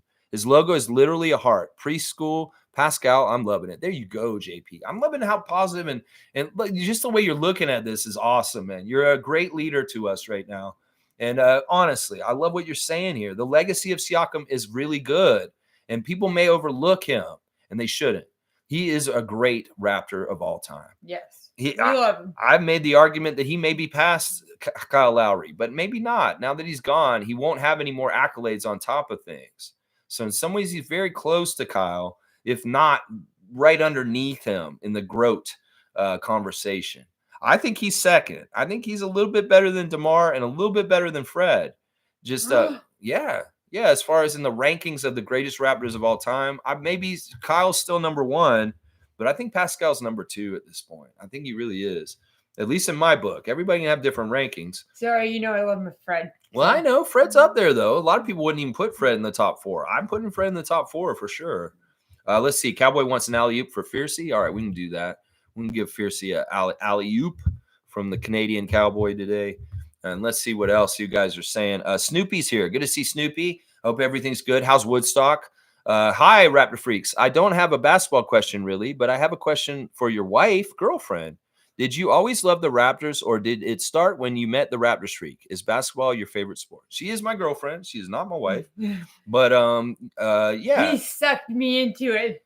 Yeah, she wasn't as much a basketball fan. You were a Blue Jays fan, though. Yeah, I watched Blue Jays with my family a lot, but he sucked me into the Raptors. Yeah, she's a good Toronto girl. You were into the Leafs a little bit, right? Not particularly. Okay, but your dad watched the Leafs. Nope. No, not really? Okay. But you were a Blue Jays fan. Yeah, that's for sure. She was going to Blue Jays games, but she didn't really go to Raptors games at all. So she did become a Raptors fan after meeting me, and she's diehard. She's hardcore for sure. Great question, Snoopy. And yeah, You love the Raptors a lot now, don't I you? do. She's been to a lot of Raptors games since we've been dating. I mean, it'll be 5 years in October, and I think how many Raptors games do you think you've been to in the 5 years we've been around each other? Probably at least been to 4 or 5 a year, if not more. Yeah, so you've been to at least like 20 or 30 games at this point. So yeah, and she's a good luck charm too. Like usually if I'm with her and I watch the game, we win. Now we won last Friday when we went to the game against the Rockets. So hopefully we can win again tonight because we're going tonight too. Yeah. Let's see. Great question, Snoopy. I love that you're incorporating Adriana into it. Bradley and Salsera. There you go. Number one. That's right. Bradley and Fiercey. Cool Cat saying, I also love the trophy on most minutes in the league. Yeah, that was awesome. That was really cool. And he's like, shout out to Nick Nurse. That was so funny. That was an awesome moment. It was, Cool Cat. That was hilarious. Snoopy saying, Yao was 7'6" and great, but never had this type of athletic ability as Wemby. Are you worried, though, when he starts playing 33 minutes a game, health will be an issue? I worry about this more for Chet, and it's partly because Wemby is a yoga master. Apparently, Wemby can like bend in like really, really flexible ways. And that is the key to not getting hurt. I'm going to tell you that right now. Being flexible and having really good flexibility and strength and yoga kind of stuff can protect you from injury. So I think that's the big advantage that Victor will have over Chet in this kind of department where there may be problems. He is a yoga crazy. Like you can see some of the stuff that Wemby can do with his legs, with splits and stuff. That is a big, big part of how he's fighting against this problem possibly happening. Is he's making himself extra strong and flexible with yoga. And that is the thing that's different. You're exactly right. Yao was never, ever any kind of like athlete like Wemby is. And that's the huge difference. That's why people are so crazy about him. He can shoot the three, he can dribble, he can do everything at his height, and it's crazy. In some ways, it is very much a cheat code, and it's not fair. It really isn't. That's what Popovich has to balance, is building his minutes up over time. In some ways, he has had that 30-minute leash. Well, that's going to change at some point in his career, and there are concerns probably with what you're talking about for him, as far as like building more with the time so that he doesn't like get injured or something like that. So Neil's saying we need to keep this year and next year's pick. Let the Spurs get our second rounder in 2027, 2026 and 2027. Okay, that's the rulings. It's like if we keep our picks both these years, that means we have to be shitty both years. That means we're going to have to go through another year of this, Neil. Ooh, I don't want that. No, I don't want to do that either. So I feel like we should just get it out of the way and let them have our pick this year. If not, let them have it next year when we're better and it's not such a valuable pick. How about that? Let's see. Snoopy's saying, does she have a favorite Raptors player of all time? Yes, she does. It's very evident who it is. Yes, I do love Fred. She's a huge Fred VanVleet fan. In fact, that was part of the reason why we went last Friday, is because she wanted to say hi to Fred on his return game. She really loves Fred. That's her number one favorite Raptor of all time. That's right. Yep. Anything to add on that? Well, I also like Kyle, but yes, no more. What is the reasoning why you love Fred so much? Well, I think when we did our the game or the fantasy league, he was the Raptor I got, and they're just like, oh, I love him. Okay, yes, he was on her fantasy team, but she just really likes him just because he's a family guy, and yes. And she likes his family, and also just like his kids are so cute. Yeah. Fred Jr. is a real one. We love Fred. Fred Jr. is awesome. Yeah. Fiercely saying, thank you, Cowboy. Mischief. Great idea to work out during games. I think I'll do it. See, I work out on game days too. Every single game day, I do a lot of working out, and it keeps me going. Like in some ways, it's like I tell myself, you can't not take this day off because the Raptors are playing, and if you don't do it, they won't have a chance to win. And so I do 10 sets of like lifts. And each one of the sets is numbered after one of the Raptors. So I did the first set already this morning before the stream. It's the Grady Dick set because he's number one. So I'll do the second set. It's Bruce Brown because 11 is 1 + 1 is 2. So then I'll do the third set, and it's Och right now because he's 30, and that's 3 + 0 is 3. So and 4 is of course Scotty. That's the Scotty workout. And I'll get all the way up to 10, which is Jakob, 19, 9 + 1. So, yeah, I've been doing that all season. Now, 7 was Pascal, but now it's Chris. 3 was OG, but now it's Och. So yeah, they've changed over the time, but I do each number is for a particular Raptor, all 10 of the workouts, and that's how I keep track of which workout I'm on. I have to And remember which Raptor workout I'm doing. I'm like, all right, I did Grady. All right, now I'm gonna do Bruce Brown, and then I'll do Och, and then I'll do Scotty Barnes, and then I'll do Emmanuel Quickly, and then I'll do Gary Trent, and then I'll do Chris Boucher's. And I don't have an 8 right now because Dennis is gone. Dennis was 8 because he's 7+1, but we don't have anybody who adds up to 8 right now. So I'm honorarily doing Darko at number 8 right now, RJ for 9, and Jakob for 10. Yeah, I don't know. Maybe that's a little bit too much information, but that's my workout for game day. It's kind of crazy, I guess. and the other reason I love Fred is because he was undrafted and he had to fight for his position. There you go. She likes the underdog story. I do. She likes the underdog story. Fiercely saying, like Jason Kidd told the Dallas Reporter they hate, it's okay to report positive shit. That was beautiful. I know. Jason Kidd was so awesome in that moment. I don't like Jason Kidd. That may be the thing he did the most that I like the most ever in his history. When he went at the reporter and said, why can't you write positive stories about basketball instead of all this toxic, gossipy shit? Yeah, good job, Jason Kidd. That was really good. Really, really good. Stargate saying, good morning, Raptor Freak family. I have said it 100 times already. There are entities in this country and down south who are working to push professional basketball out of this country. That could very well be, but we're going to fight. And I think we're ensconced. In some ways, they can't do anything about this. It's too late. In some ways, the Team Canada is about to go to Olympics, and they're going to do some amazing things, and it could capture the hearts of this country more and more. It's not like they're going to be able to hide SGA, RJ Barrett, Kelly Olynyk, and the crew going to Paris this summer. It's going to be put on blast. And in some ways, the popularity of basketball may go up partly because of Team Canada's presence in the Olympics this year.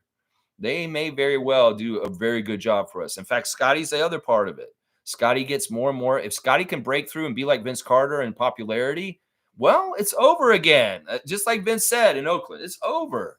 If Scotty can replicate the popularity of Vince Carter somehow, some way across this league, it's over. It's over. And I believe he can. And I also believe what I said about Team Canada this summer is going to happen.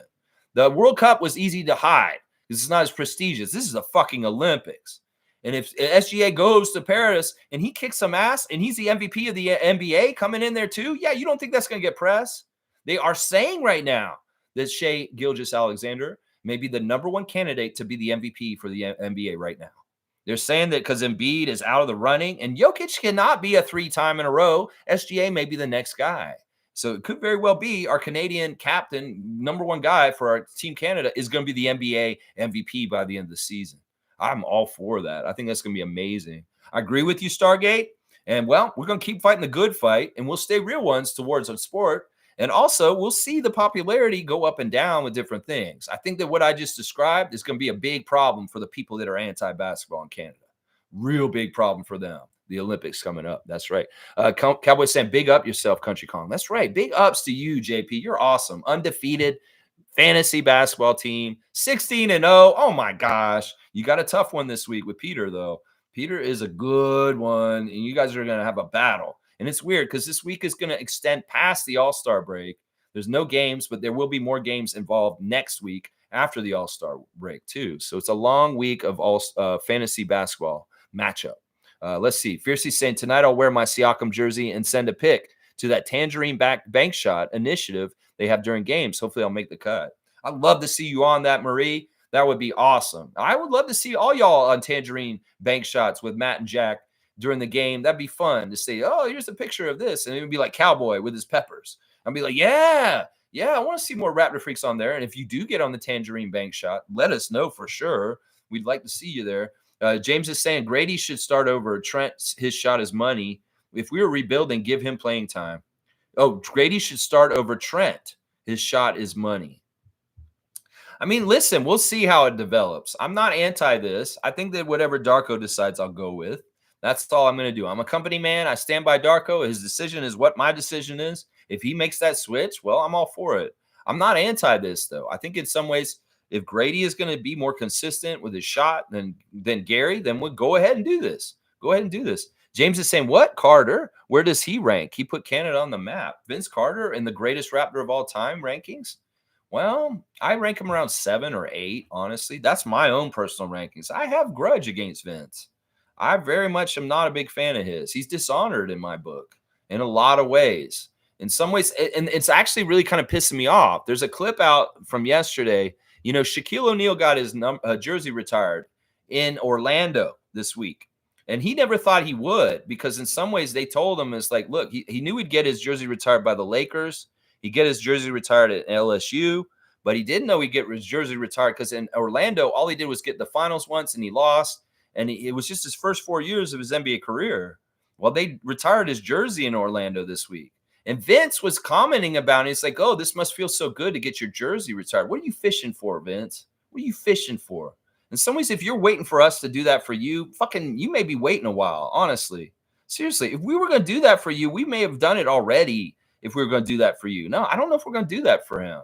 Because honestly, he left in dishonor. He left, and he did not do good things for us. This is the way I've always described Vince Carter's exit for the Raptors. He built a beautiful, exquisite sandcastle on the beach for us with his dunks and his notoriety and his legacy, Air Canada, the Air Canada effect. That's great. But you know what? Before he left, he kicked that bitch down. He stomped it out and he ruined it, the beautiful thing. And then he went and he even peed on it. And he went and joined the New Jersey Nets. And all of a sudden he started playing better. So no, I don't rank him. He's dishonored in my book. In some ways, I know the importance of the Carter effect. I know the importance of the history in our franchise. Begrudgingly, I put him in the top 10. I don't even want to put him in the top 10, but I understand he's important. I put Kawhi above him. Yeah, I don't even put Kawhi in the top 5 because he was 1 year and done. So my top 5 is like Kyle, Pascal, DeMar, Fred. I might even put who's another one that I might put in? Scotty at this point. I might put Scotty as 5th right now as greatest Raptor of all time. And then I put Vince and Kawhi. And some people will be like, what? You're putting Scotty above Vince and Kawhi? Yeah, because he's an all-star. He's a rookie of the year, and he's on his way. And I know he'll be up there anyway. Yeah, I'm not a big fan of Vince Carter. Fuck Vince Carter. Fuck him. If you think you're going to be the first jersey retired for the Raptors, you're fucking crazy, Vince. You're fucking crazy. Lowry is the best Raptor of all time, and he'll get his jersey retired first out of all the Raptors. Yeah, Stargate, well, I don't know what you said. You took it back real quick. Dana's saying, Canadian Cowboy, it was just the consult. My appointment is on March the 2nd to get the actual tattoo. Okay, so she didn't actually get it. No, she just went and talked to them about what they're going to do. Stargate's retracting. Okay. Cowboy saying, Jillian, will you be my Valentine, my Raptor Freak family Valentine? Let's go, Raptors. I don't know if Jill's here today. I haven't seen her in the chat yet. James is saying Fred is underdog. Bet on yourself. Yeah, that's a big part of why Adriana loves him. Mm-hmm. Country Kong saying Cowboy. Also Lex. Yeah. The gift that Pascal lifted was the PS5 Scotty bought him. He said he's only bringing that and he'll send for the rest. Twitch family can agree that that's Scotty's love language. Yeah, that's awesome. That's right. I did see him pull a PS5 out of the box, out of the thing. And he's like, oh, this is from Scotty. See, that's why I don't think that was his locker getting cleared out. I think that was a gift bag, a box of all kinds of things from different people. And like that, it was just like his little Santa's pack of like, here's gifts for you on the way out from different people. And that was his love language for sure, JP. You know, Country Kong, Scotty Barnes, Twitch family 2022. He was there. We know Scotty's love language is PlayStation 5. And, I don't think Siakam's very much a video game player. I'll bet you he plays FIFA, and that's it. I'll bet you he plays some FIFA, soccer, video game, and I'll bet you he doesn't play anything else if he plays video games. But Siakam very happy to take the PS5, and he said he's traveling with it. He brought it with him. He said, we'll ship all the rest. That's right. That part was funny. Wayne saying, hi, Adriana. We have Och and Nwara, 2 excellent prospects to develop and who want to be here. Their body type is for the NBA, and both can shoot. Nick destroyed our development program. Patience. Yeah, I worry about our 905 development wave coming up. I think in some ways the stymied 905 right now is Noel. If Noel was playing right now, I think they might have won some of these games that have been close recently. They need the steadying force of his point guard aptitude. And Marquise Noel has been key for the Raptors 905 when they won. So I think that's a big part of why they're on a 6-game losing streak and they've been doing so bad lately. Is Noel's hamstring injury has very much affected them. It was nice to see all the guys who've been playing for the Raptors recently come down and play for them yesterday. We were full strength, and it was a really good matchup. Like the Swarm and the 905 were really going at each other's close, trading the lead, really competitive, high-level G League basketball. And it was a fun game to watch, but they fell apart in the fourth quarter, and the Swarm surged up and beat us. And that's basically how it went. But it was nice to see those guys like Justice, Mohamedou, and Jonte and Javon play on that team again yesterday and a break. And I'm sure they'll be at the game tonight for the Raptors, all those guys. Yeah. Stargate saying, yes, Team Canada will put a monkey wrench in their anti-basketball program for sure. Fight for Canadian basketball. I hear you, Stargate. I'm going to give you a dunk. I know you've been taking back some of your comments, but I appreciate you, man. I'm with you on your fight, bro. I'm with you on your fight. And I believe what you're saying is right. And I believe it will really mess them up. 12 dunks for Stargate so far in 2024. Yeah. Randolph is saying, beloved Raptors freaks, most informative game. Blessings and happy Valentine's Day to all the first ladies of the Raptor freaks and all the women in the lives of all the Raptor freaks. Step the love up. All right, I will, Randolph. Let's just act like this is the Kalani kiss cam at the Air Canada Center or Scotiabank. Kalani kiss cam. Oh, they've put us on. Oh, we're on the There you go. There you go. Blessings to you, Randolph, and all the love to all the Valentines in your life also, my man. Yeah. Chris is saying, I watched the Orlando OKC game, and Shaq was the color guy. It was really funny. He loves SGA. They talked up Team Canada. Also, the NBA wants to be international, so they aren't leaving Canada. No way.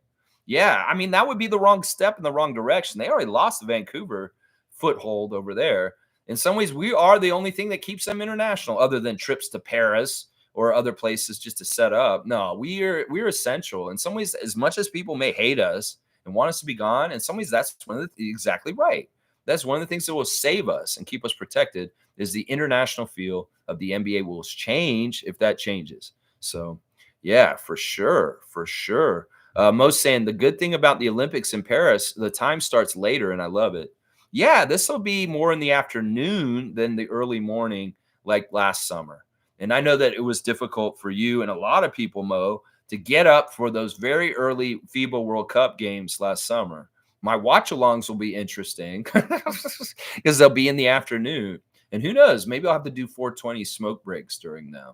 I'll be able to do it a little bit different because I'll be moved from this apartment by then, and I'll be in a different locale living. So it'll be very interesting. A lot of change coming up for this channel and my life in general coming up very, very soon. Yeah, I gave notice to my landlord yesterday that I'm moving out. Winning. Yeah. All right, let's see. Jill's saying, happy love day, peeps. There, Jill's here now. She is here. Chris is saying, female team also made it to Paris. Yeah, they made it. This is the thing. They backed into it, though. In some ways, they had to depend on Spain to beat Hungary to get in because they lost their game to Japan and they were in trouble. They had to depend on Spain to win to be able to get in there. And the crazy thing is Spain was down by a whole bunch of points to Hungary and really were in trouble. And Canada would have been eliminated on the women's side. But Spain managed to pull it off and win by 1 point. So Spain winning by 1 point is the only reason why Team Canada women's basketball team is going to Paris Olympics. They're lucky. Let's just put it that way. They're very lucky they made it. Jill's saying hi to Adriana. Hi. Also hi to Wayne. I'm sorry because I didn't say hi to It's okay. You say hi to everybody. Country Kong's saying Pascal was a 2-time All-Star and a 2-time All-NBA with more to come in the future. He's undoubtedly a top 5 Raptor all time. Lex, for me, it's Kyle, Vince, DeMar, Pascal, and Scotty. Just kidding. I'll add Fred. No, you can do it however you want. This is all personal preference. You know, I like the fact that in some ways, I started talking about this a few years ago before we made up the thing called the GROAT. You know, I was pushing for the GROAT rankings before the GROAT came out. In fact, I may have set Kyle at that point. I said, Kyle Lowry is the greatest Raptor of all time. It is not Vince Carter. And I made a very definitive argument for why. So in some ways, I helped set that argument that Kyle Lowry is the greatest Raptor of all time versus Vince and Kawhi. So I feel proud about that. In some ways, the GROAT was something that wasn't really talked about until we talked about it, and certain people talked about it earlier. So I'm proud of that. And I think your rankings are fine. Everybody's going to have different reasons. Some people are really huge Vince fans, and they get mad at me for being so anti-Vince as a Raptors fan. Well, in some ways, we're all different. I will be okay with people who are pro-Vince, people that love Vince. That's fine. Y'all are fans. That's all that matters. I have my reasons for not liking Vince. And in some ways, I wanted to like him after he retired, but he's continued to do the things that I hate that he does. So fuck him. If he had changed the way he broadcasts and covers things, if he showed more respect towards the Raptors, if he was a more active alumni, I would give him more credit. But he's turned his back on the Raptors franchise when he went to New Jersey, and he hasn't looked back. You know, he's much more giddy talking about Orlando and the New Jersey Nets than the Toronto Raptors. And the sad thing is, Vince doesn't realize the Raptors made you, motherfucker. You're nobody without coming to Toronto and becoming the dunk champion and being the face of our franchise. You play for the other teams in the U.S., you would be nobody. You'd be fucking Isaiah Ryder. That's what you'd be, Vince. The only reason why you were special is because you were in Canada, dumbass. So that's what I'm going to say right now. If you were down south, you would be Isaiah Ryder. You wouldn't have any prestige or anything to you. You'd just be another great dunker. So that's the way I look at it. In some ways, Vince doesn't respect that Toronto built him and made him who he is and gave him the opportunity to shine and be the player. Did he do impressive things at any other point in his career other than in Toronto? No, he did not. He did not. Nothing in Brooklyn counts to me, honestly. New Jersey Nets, they had some playoff shit, but they didn't really do anything. They didn't win. And for most of the rest of his career, he was just a journeyman bench player that didn't jack shit. So he was famous, made famous by Toronto. He turns his back on our city. He doesn't honor the alumni spirit of being a Toronto Raptor. So fuck you, Vince. We made you, bitch. And you don't even realize that. And you talk now in our country, our city, and our franchise on the regular, on American broadcast programs all the time still. So that's why I hate Vince. Because he fucking is insulting towards our team to this day. You know what? You can act like you build us, but you may have in some ways. But fuck, man, you've done so much damage since too. And that's the problem. He's part of the xenophobia against the Raptors. He is one of the Americans down there that looks at us as a discount. And he's the one who was on our team that made us famous. That's how insidiously toxic Vince Carter is to the Toronto Raptors franchise. That he is not a real one. He turned his back on us, and he doesn't even honor that he was made here. Fred VanVleet gets it. He's like, Toronto, I made myself in Toronto. I'll always be grateful to this city. Vince doesn't get that. Pascal gets it. This city made me who I am. I'll always love Toronto. Toronto forever. Vince doesn't get that. That's part of the problem right there. That's what I'm saying right there. That's the difference. Yeah. Jill saying, happy Wednesday. That's right. It's Wednesday. Let's go get that win. Denal saying, hang on. Adriana here to make sure we honor the cutoff time today. Yeah, it's almost 11. Yeah, you guys look out. She can be very much a disciplinarian to me. Yeah, she can. She can. Seriously. Watch. All right, let's see. We'll see if I get near 12. We'll see how she starts acting towards me. We'll see. Fiercey's got the cutoff at 10:48. Thank you, Randolph, for sure.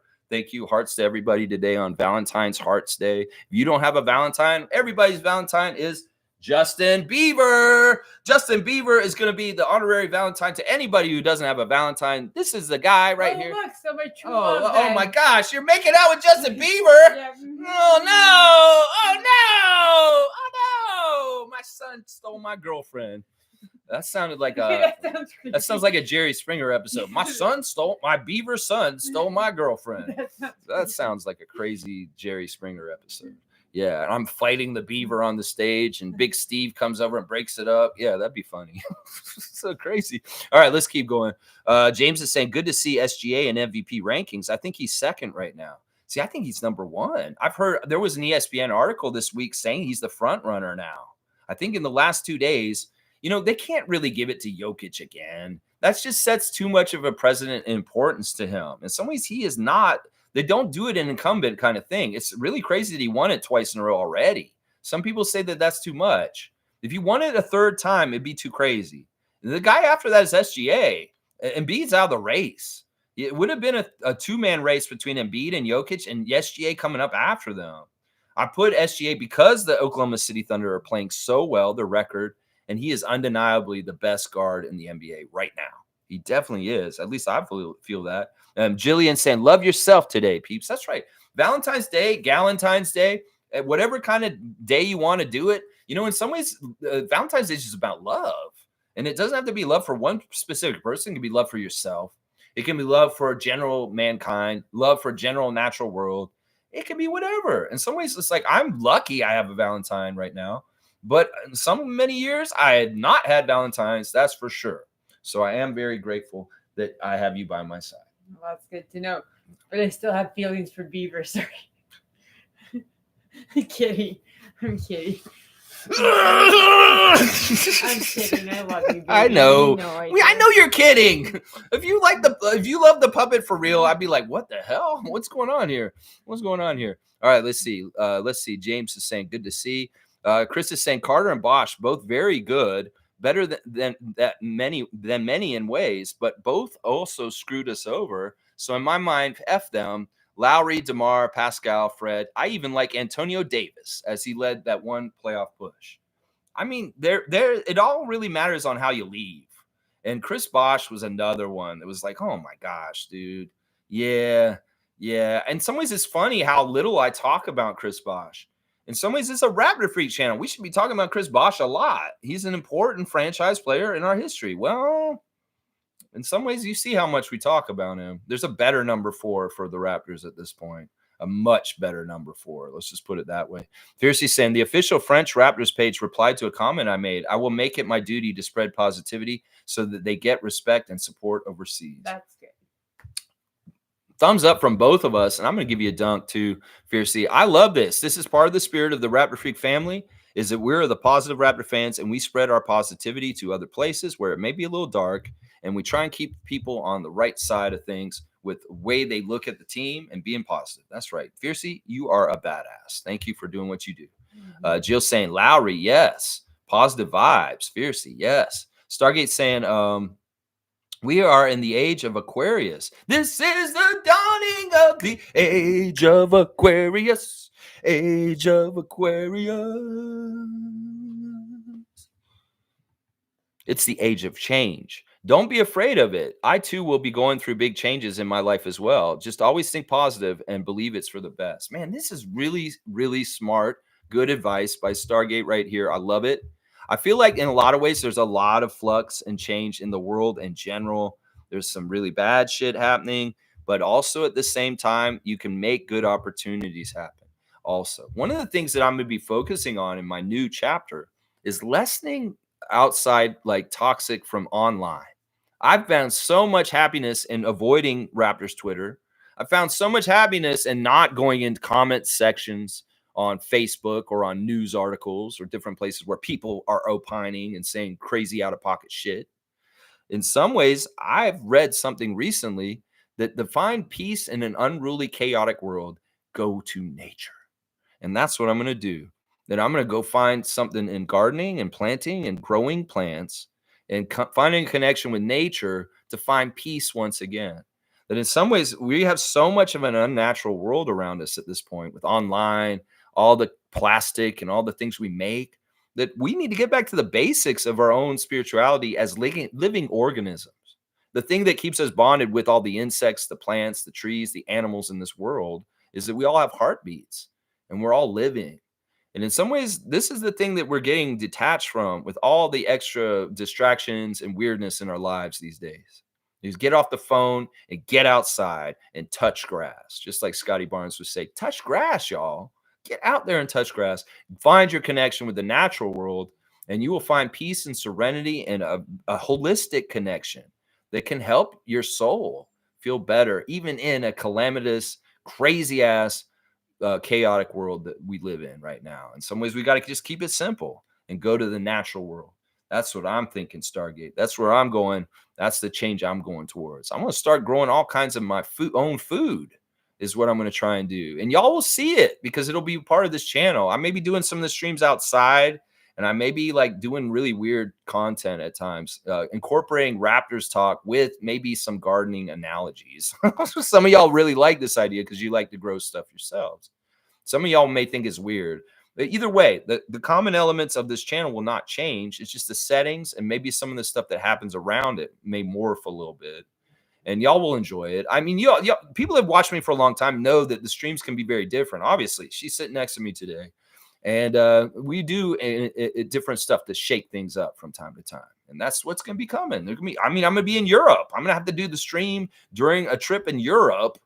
And that's going to be very interesting challenge for me to do the stream at 4:30 p.m. Europe time. And it'll be 9:30 here. Same time for you guys. It'll be the same time still. It's just I'll be in the afternoon. It'll be fun. What's going on with you? You got a text message? Yes, I got a text message from the person who's editing my schoolwork. Okay. All right. Let's keep going here. Let's see. Monique is saying, I said yesterday in the Facebook chat, and I'll say it again. The 905, get a new coach, and I'll watch again. Don't get me wrong. 905 will always be my family if we're talking about a real shakeup. 905. She's sick of this. She wants Eric gone. She ain't gonna come back and start watching until he's gone. So, Sorry. yeah. So you fix it. No more Eric Curry. I don't want to hear him coming back next year. He shouldn't. Nako saying, if we have time to watch a prospect, could we watch Tyrese Proctor? All right, Nako. In some ways, you're my guy for this little new segment we're doing. Lex watches a new prospect and gives you his 2 cents on it. All right, we're going to go to Tyrese Proctor. Let's see what this guy's all about on Wikipedia first. I can get the bearing on him on this, and then we'll watch the first highlight clip of him otherwise. He's an Australian player. He is he's 20 years old. Well, he's not 20. He's 19. He'll be 20 in April 1st. He's an April Fool's baby. He plays for Duke, which is a good connection with RJ and Gary, another ACC player. He's from Sydney, Australia. He's 6'5", and he's 170 pounds. Okay, so he is what is he? He's like a guard. He's a guard. Okay. All right. Let me go look at what he looks like. So we got a 6'5" guard. This is Duke's Tyrese Proctor. He set a new career high in the Ville 3 weeks ago. Let's see what this is all about. I'm going to have to turn the volume off on this so we don't hear it. Okay, here we go. All right, where is he? There he is. He's dribbling. He's coming down the lane. He's got a nice little pass to the big over the shoulder of the defense. That's nice vision. It's a good paint touch, too. Here we go. He's coming around the screen. He gets another paint touch. This time he lays it up himself with a left-handed up and under. That's pretty good. All right, this one he stopped and turned around, did a little turnaround in the lane, right in the middle of the lane. He made it. Okay, that looks pretty good. He's got some wild hair, that's for sure. Here we go. He's off the ball. They get the throw to him. He catches and shoots. He's got not a bad three-point shot. So we're seeing he's a driving kicker. He's got some assists in him, and it looks like he's got a pretty good three-point shot from what I can see right now. The stat line for this game was 24 points, 9 of 16, 4 of 10 from 3. That's pretty good three-point shooting right there. All right, let's see. Here he is breaking down in the second half. He gets around the defender. He flips it over on a pick and roll, and the big man jams it down. Yeah, he looks like a good playmaker. I like his vision, and it looks like he's got a pretty decent outside shot. So we'll see. How many years has he been on Duke? I think he's only a 1-year guy so far. He played last year, and he's in his second year right now. Okay, that makes sense. All right, well, you know what? He looks good to me. If we're going to look at a point guard, this may be the right point guard. I like his height at 6'5". That's a tall for a point guard kind of guy. And it does look like he's got a very nice three-point shot. So he gets my seal of approval, Gerald. Bringing me a new prospect, Tyrese Proctor. Not bad. Duke Blue Devils. Not bad. Bryce is saying, y'all got me looking up our Raptors history. All right. Well, that's good. Bryce, that's a byproduct of this channel. We want people to know the Raptors history.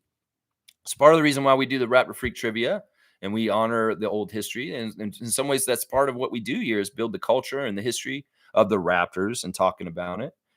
Jill saying, laugh out loud, kissing Justin Bieber. Seymour saying, what pop, fam? Love from Mountain Time region, Scarborough to Calgary. What's up, Sheriff? Good to see you. Happy Valentine's Day to you, Sheriff Seymour Pape.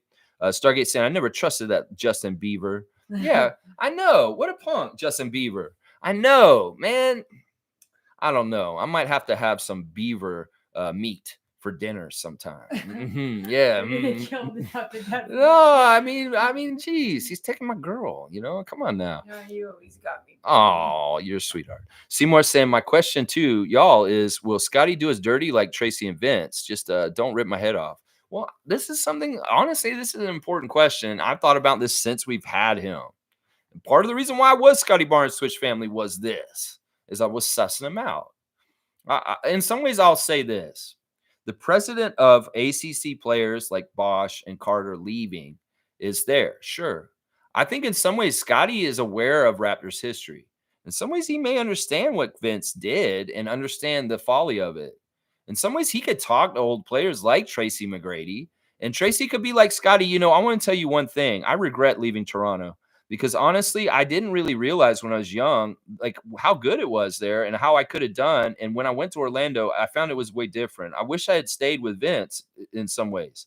He could talk to these older players and get advice on this.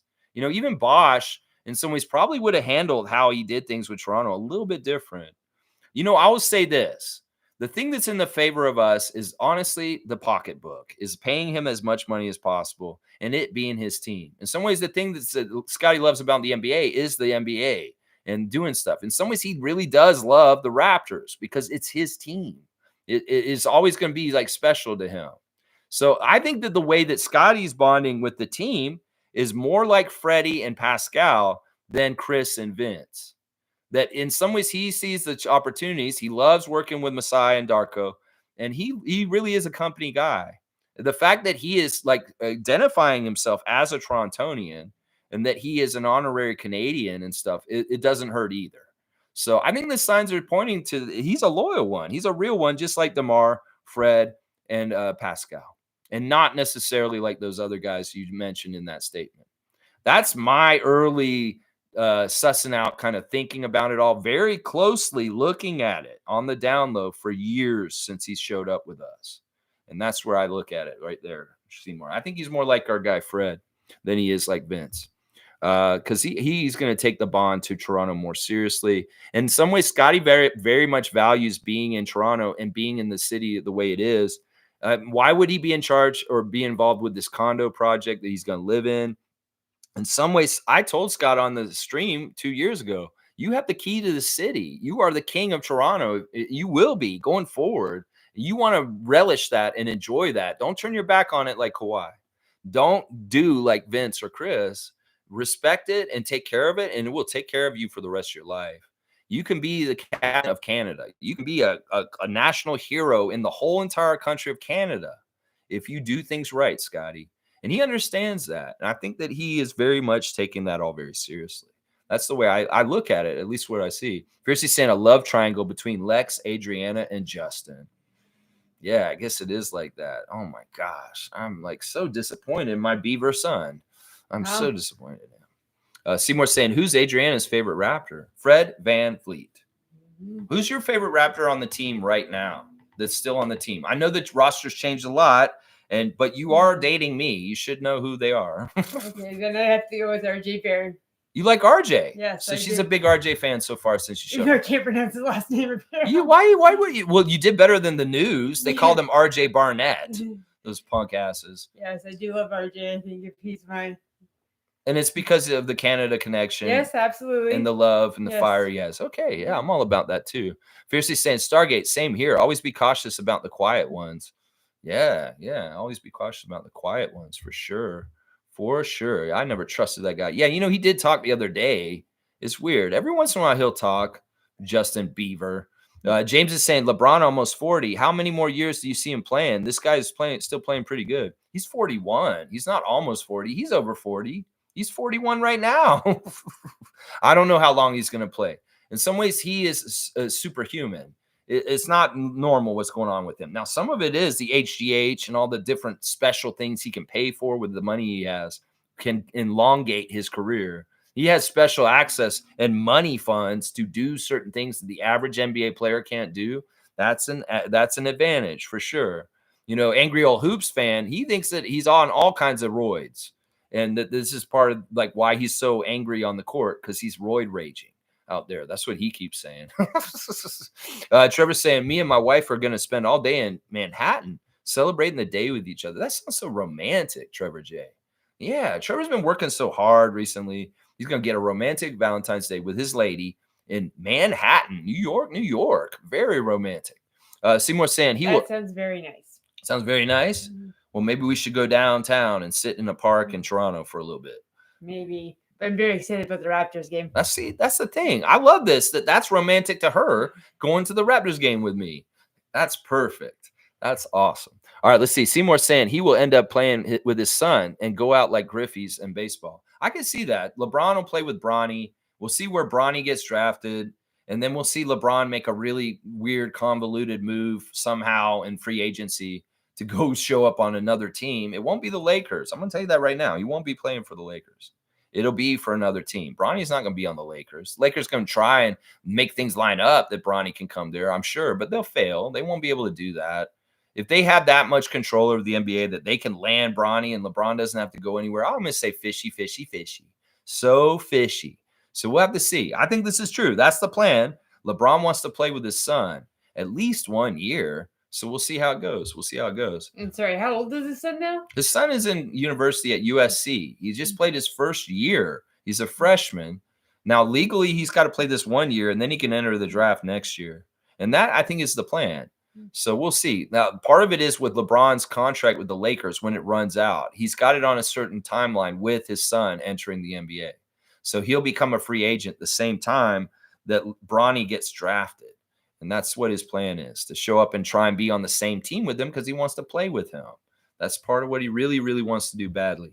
Jill's got Pascal's name in there, and she's crying. And Mugabe's here. Mugabe's saying that Scotty would be a fool if he leaves Toronto. I'm with you, Mugabe. I'm with you on that. In some ways, listen, we can pay him the most money. In some ways, the things that will make him leave is if we're inept as a front office and we don't get anywhere with building of what we're trying to build right now. That is what will mess us up the most. It's not going to be the money. The money's going to be fine. It's not going to be anything like other than if the Raptors are inept to build a good team around him and make him successful. That is the only thing that will turn him off. Now, there may be some sort of collusion and bullshit where people are trying to talk to him from other teams and get him to come down there and some sort of weird fucked up shit. That could be a problem. But for the most part, I think he's a loyal one and he's a real one. And that the Raptors are his team. He's serious. You know, on NBA 2K, he played all Raptors stuff. Everything he did on that team, on that game, was on the Raptors team. Every time he plays, he's on Raptors. Everything. And I know maybe his manager's telling him you need to do this just so people don't think something's weird. But I think he comes by it honestly, and that he really is a stand for the Raptors. In some ways, Scotty's a Raptor freak. He is a Raptor freak, just like we are. A positive Raptor fan as a Raptor player on the team. Seymour saying Damon Stoudemire broke my heart. Tracy McGrady broke my heart. Vince Carter, Chris Bosh, Kawhi. Man, what could have been? Well, each one of them's different. Damon was a trade, and we made that very clear trade, and that was what we got Alvin Williams with. And that was a good trade at that time. In some ways, it was sad to see our young, good little point guard go somewhere, but that was a good move at that time. And in some ways, it got us more on a fast track to get the playoffs because we made that move with Damon Stoudemire originally. McGrady was misguided. McGrady had wrong people in his camp, giving him bad information and advice. And he also believed this bullshit that he couldn't coexist and be in the spotlight with Vince there. And that's why he left. In some ways, I'm not mad at Tracy because he was young and foolish. And in some ways, he's shown regret about it. And he shows respect towards our franchise more than these other guys. That's why Tracy's not in the same category as Vince in my book. Because Tracy's shown respect to the Raptors. Now, he hasn't shown up and done alumni stuff like crazy with us, but to be fair, he didn't have his best years here in Toronto. He was only a rookie and very, very, very young when he was here. He blew up in Orlando and Houston. And those two franchises, him being more of a Magic alumni makes more sense because he had absolutely his best years in Orlando. And, I can't say that about Vince. Vince had his best years in Toronto. Chris Bosh, that was a blow to the heart for sure. That made me so pissed off. When Chris made that decision to go to South Beach with LeBron, I knew he was going to do it because some asshole at grad school told me he was a Miami fan. I was going to Florida State in grad school at that time. And a guy in my class named Jason said, you know what's going to happen this offseason? LeBron James and Chris Bosh are coming to Miami, and they're going to join Dwayne Wade, and we're going to have a super team. And this was way before it happened. I was like, that sounds crazy. That doesn't even sound realistic. How are you guys going to do that? Oh, Pat Riley's got it figured out. Don't worry. That's what I'm hearing. Well, golly, he was exactly right. And that's how it went down. And apparently he told me the reason why he knew this is because he knew that Chris Bosh had gotten in cahoots with LeBron and Dwayne Wade on Team USA at the Olympics and made the decision to all come together and make a super team at that time when they were together on the Olympic team. So that is the scary thing possibly about Scotty this summer, is he can go on the U.S. select team. If he makes the team, he's in the Olympics. Well, that's the same little fostering place that fostered Chris Bosh making the decision he made to go to Miami. And that is something we need to kind of understand and worry about. It's not that there's other guys that he likes probably on Team USA that he'd probably get in cahoots like this. We know LeBron and Dwayne and all them were buddy. And Scotty's not necessarily like that unless it's with guys like Cade and Jalen and some of his former teammates. You know, for most part, he's not trying to be super friends with everybody around the league. I don't think that Scotty would go to Team USA and say, Jason Tatum, let's get together and meet up and be on the same team. I don't think he'd do that. I don't know.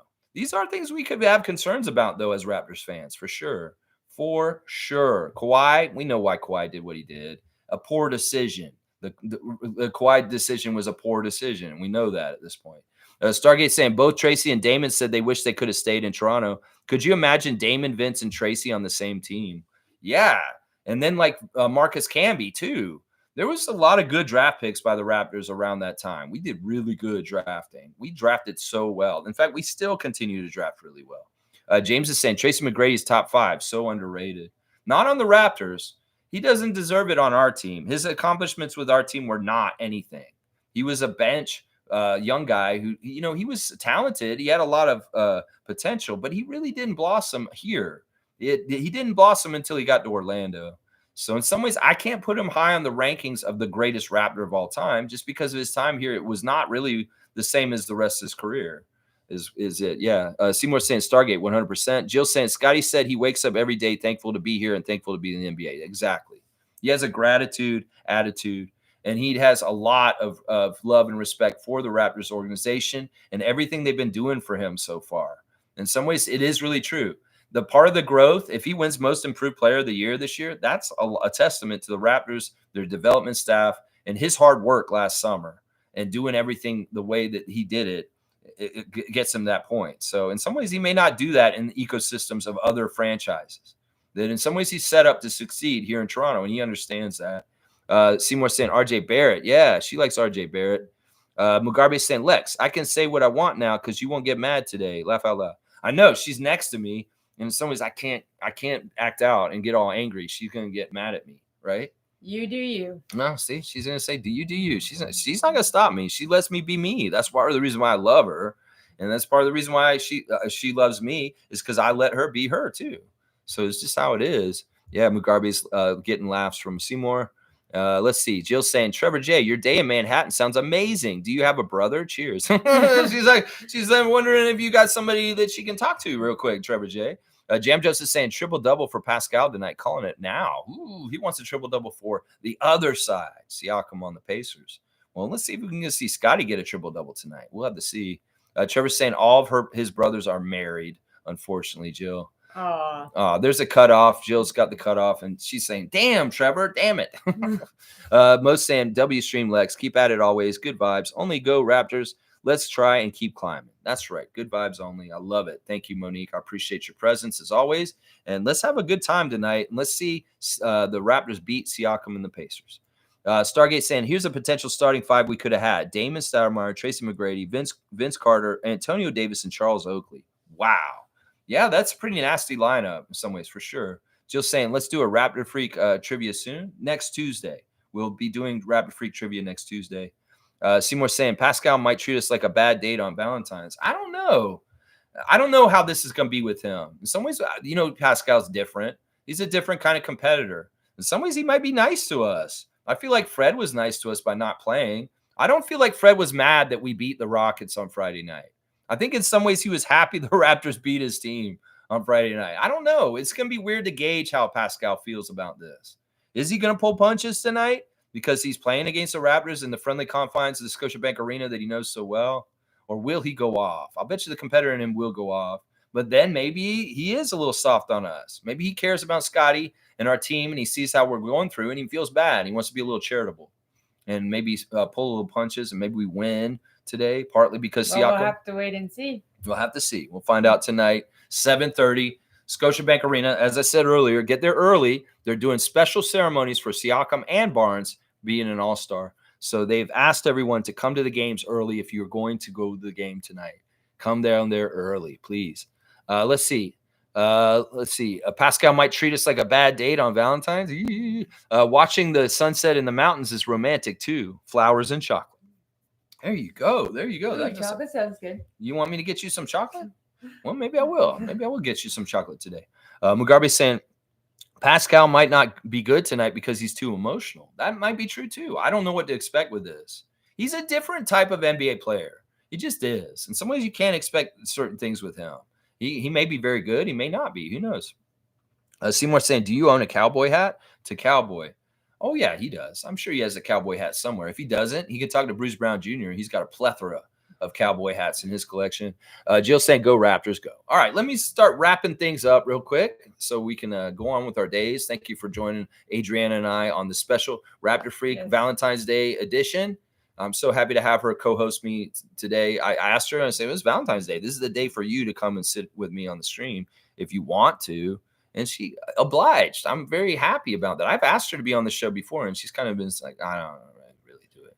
It's because I don't want to, it's his show, so I don't want to interrupt. I know. You're so thoughtful and considerate. And honestly, I go long, and you are so thoughtful about that. I feel bad sometimes because I go so long on a Lexathon, and she's patiently waiting for me to finish. Well, sometimes I make a lot of noise, according to you. Well, yeah, I've told you if I'm at noon, you can come in and interrupt it and tell me to get the fuck off. Okay, we have a new injury added to the injury list. Now, I'm just saying, here's the new name, Adriana. Who's the new name added to the injury list? Miles Turner. Miles Turner has been added to the injury list for today. He's questionable for the game tonight against Toronto due to an illness. So Miles Turner's come down with something in the last hour or so, and he is now questionable for tonight. So it sounds like the Pacers might be taking a little bit of extra time off for the All-Star break with their main guys, and it may really be the Pascal show against us with their main guys out. Miles Turner questionable with illness, Benedict Mathurin questionable, Tyrese Halliburton questionable, Jalen Smith out, and James Johnson out. That's your injury report for the Pacers. And on our side, RJ Barrett is questionable for today's game due to personal reasons. And Marquise Noel is out due to his hamstring. The referees today are James Capers Jr., Brent Barnecki, and Robert Hussey. And James Capers and Brent Barnecki favor the Pacers.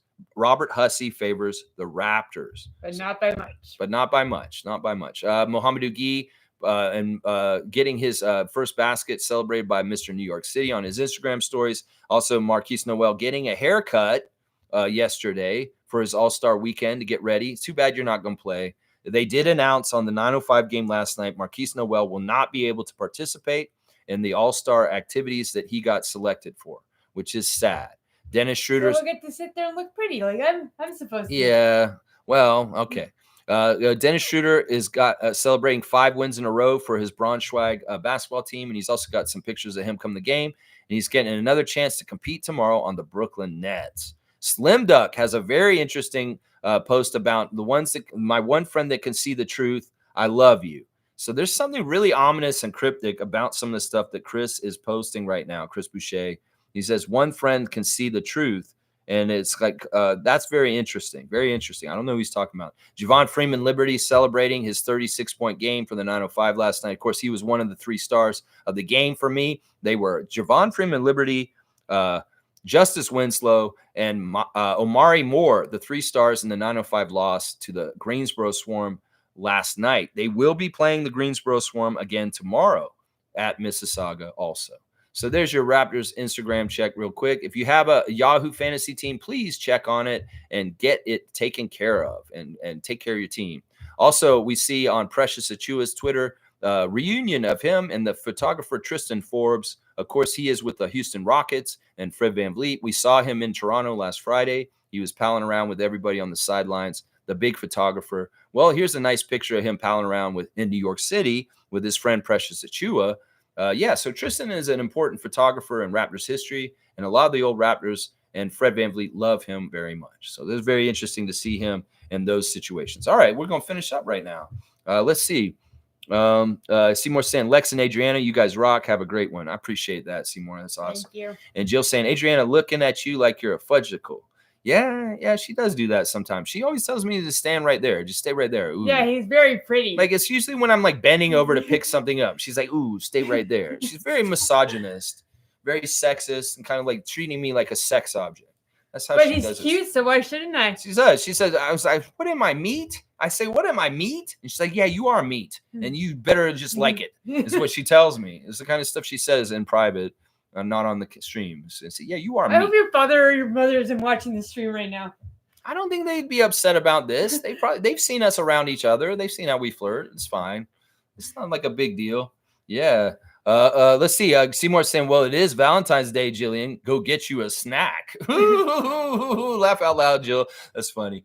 Cowboy saying, have a great day, Lex and Adriana. Yeah, for sure. Hi, Cowboy. And bye, Valentine's Day. Good to see you guys. Seymour saying, today should be a holiday. I want to go snuggle with my shorty. Yeah. And Jill saying, Lex, a sex object. Yeah, she treats me like that sometimes. She does. All right, y'all. I appreciate y'all. Let's go Raptors. Let's do the main event marquee match. Ladies and gentlemen, welcome to the Scotiabank Arena. Tonight we have a homecoming of our great Cameroonian Raptors great Pascal Siakam in this corner for the Toronto Raptors from Florida State, number 4, 6'10", rookie of the year and all-star Scotty Barnes in this corner from Cameroon. NBA champion, G League champion, most proved player, all NBA, all-star, Pascal Siakam. And the competition today will be PlayStation 5 FIFA tournament. It will be Scotty versus Pascal and FIFA on PlayStation 5. We'll have to see who has the best soccer game. I know Scotty does not play FIFA, and we need to give it a little bit of a chance for Pascal not being that much of a gamer. So we're going to play soccer and give him a chance. So there you go. There's your main event marquee matchup. There you go. Yeah. All right. Let's go Raptors. Let's go Jill. Let's go Seymour. Let's go Cowboy. Let's go all the rest of the crew. Thanks for watching me today. Please like, comment, subscribe, and share. Have a great Valentine's Day. Have a love for yourself. Love other people. Love your Valentine, but love yourself most importantly too. I think that's a good message by Jill. And seriously, Valentine's Day is about love. And in some ways, if you have love in your life, whatever kind of love it is, you need to honor it and protect it and treat it right and respect it and be grateful for it. And then love will expand in your life and you'll get more and more. That's how it works. It really is. And there's all kinds of different love. There's romantic love. There's brotherly love. There's sisterly love. There's platonic love. There's friendship love. There's love for your pets. There's all kinds of love we can embrace on Valentine's Day for sure. And self-love is maybe the most important one. That's for sure. All right, y'all. Love you guys. And thank you for doing the show with me, Adriana. No problem. I get a handshake? That's right. All right. Let's go, Raptors. Let's go to the arena tonight and see yeah. Siakam come back. All right. Let's go, Raptors. I'll see y'all. Love you.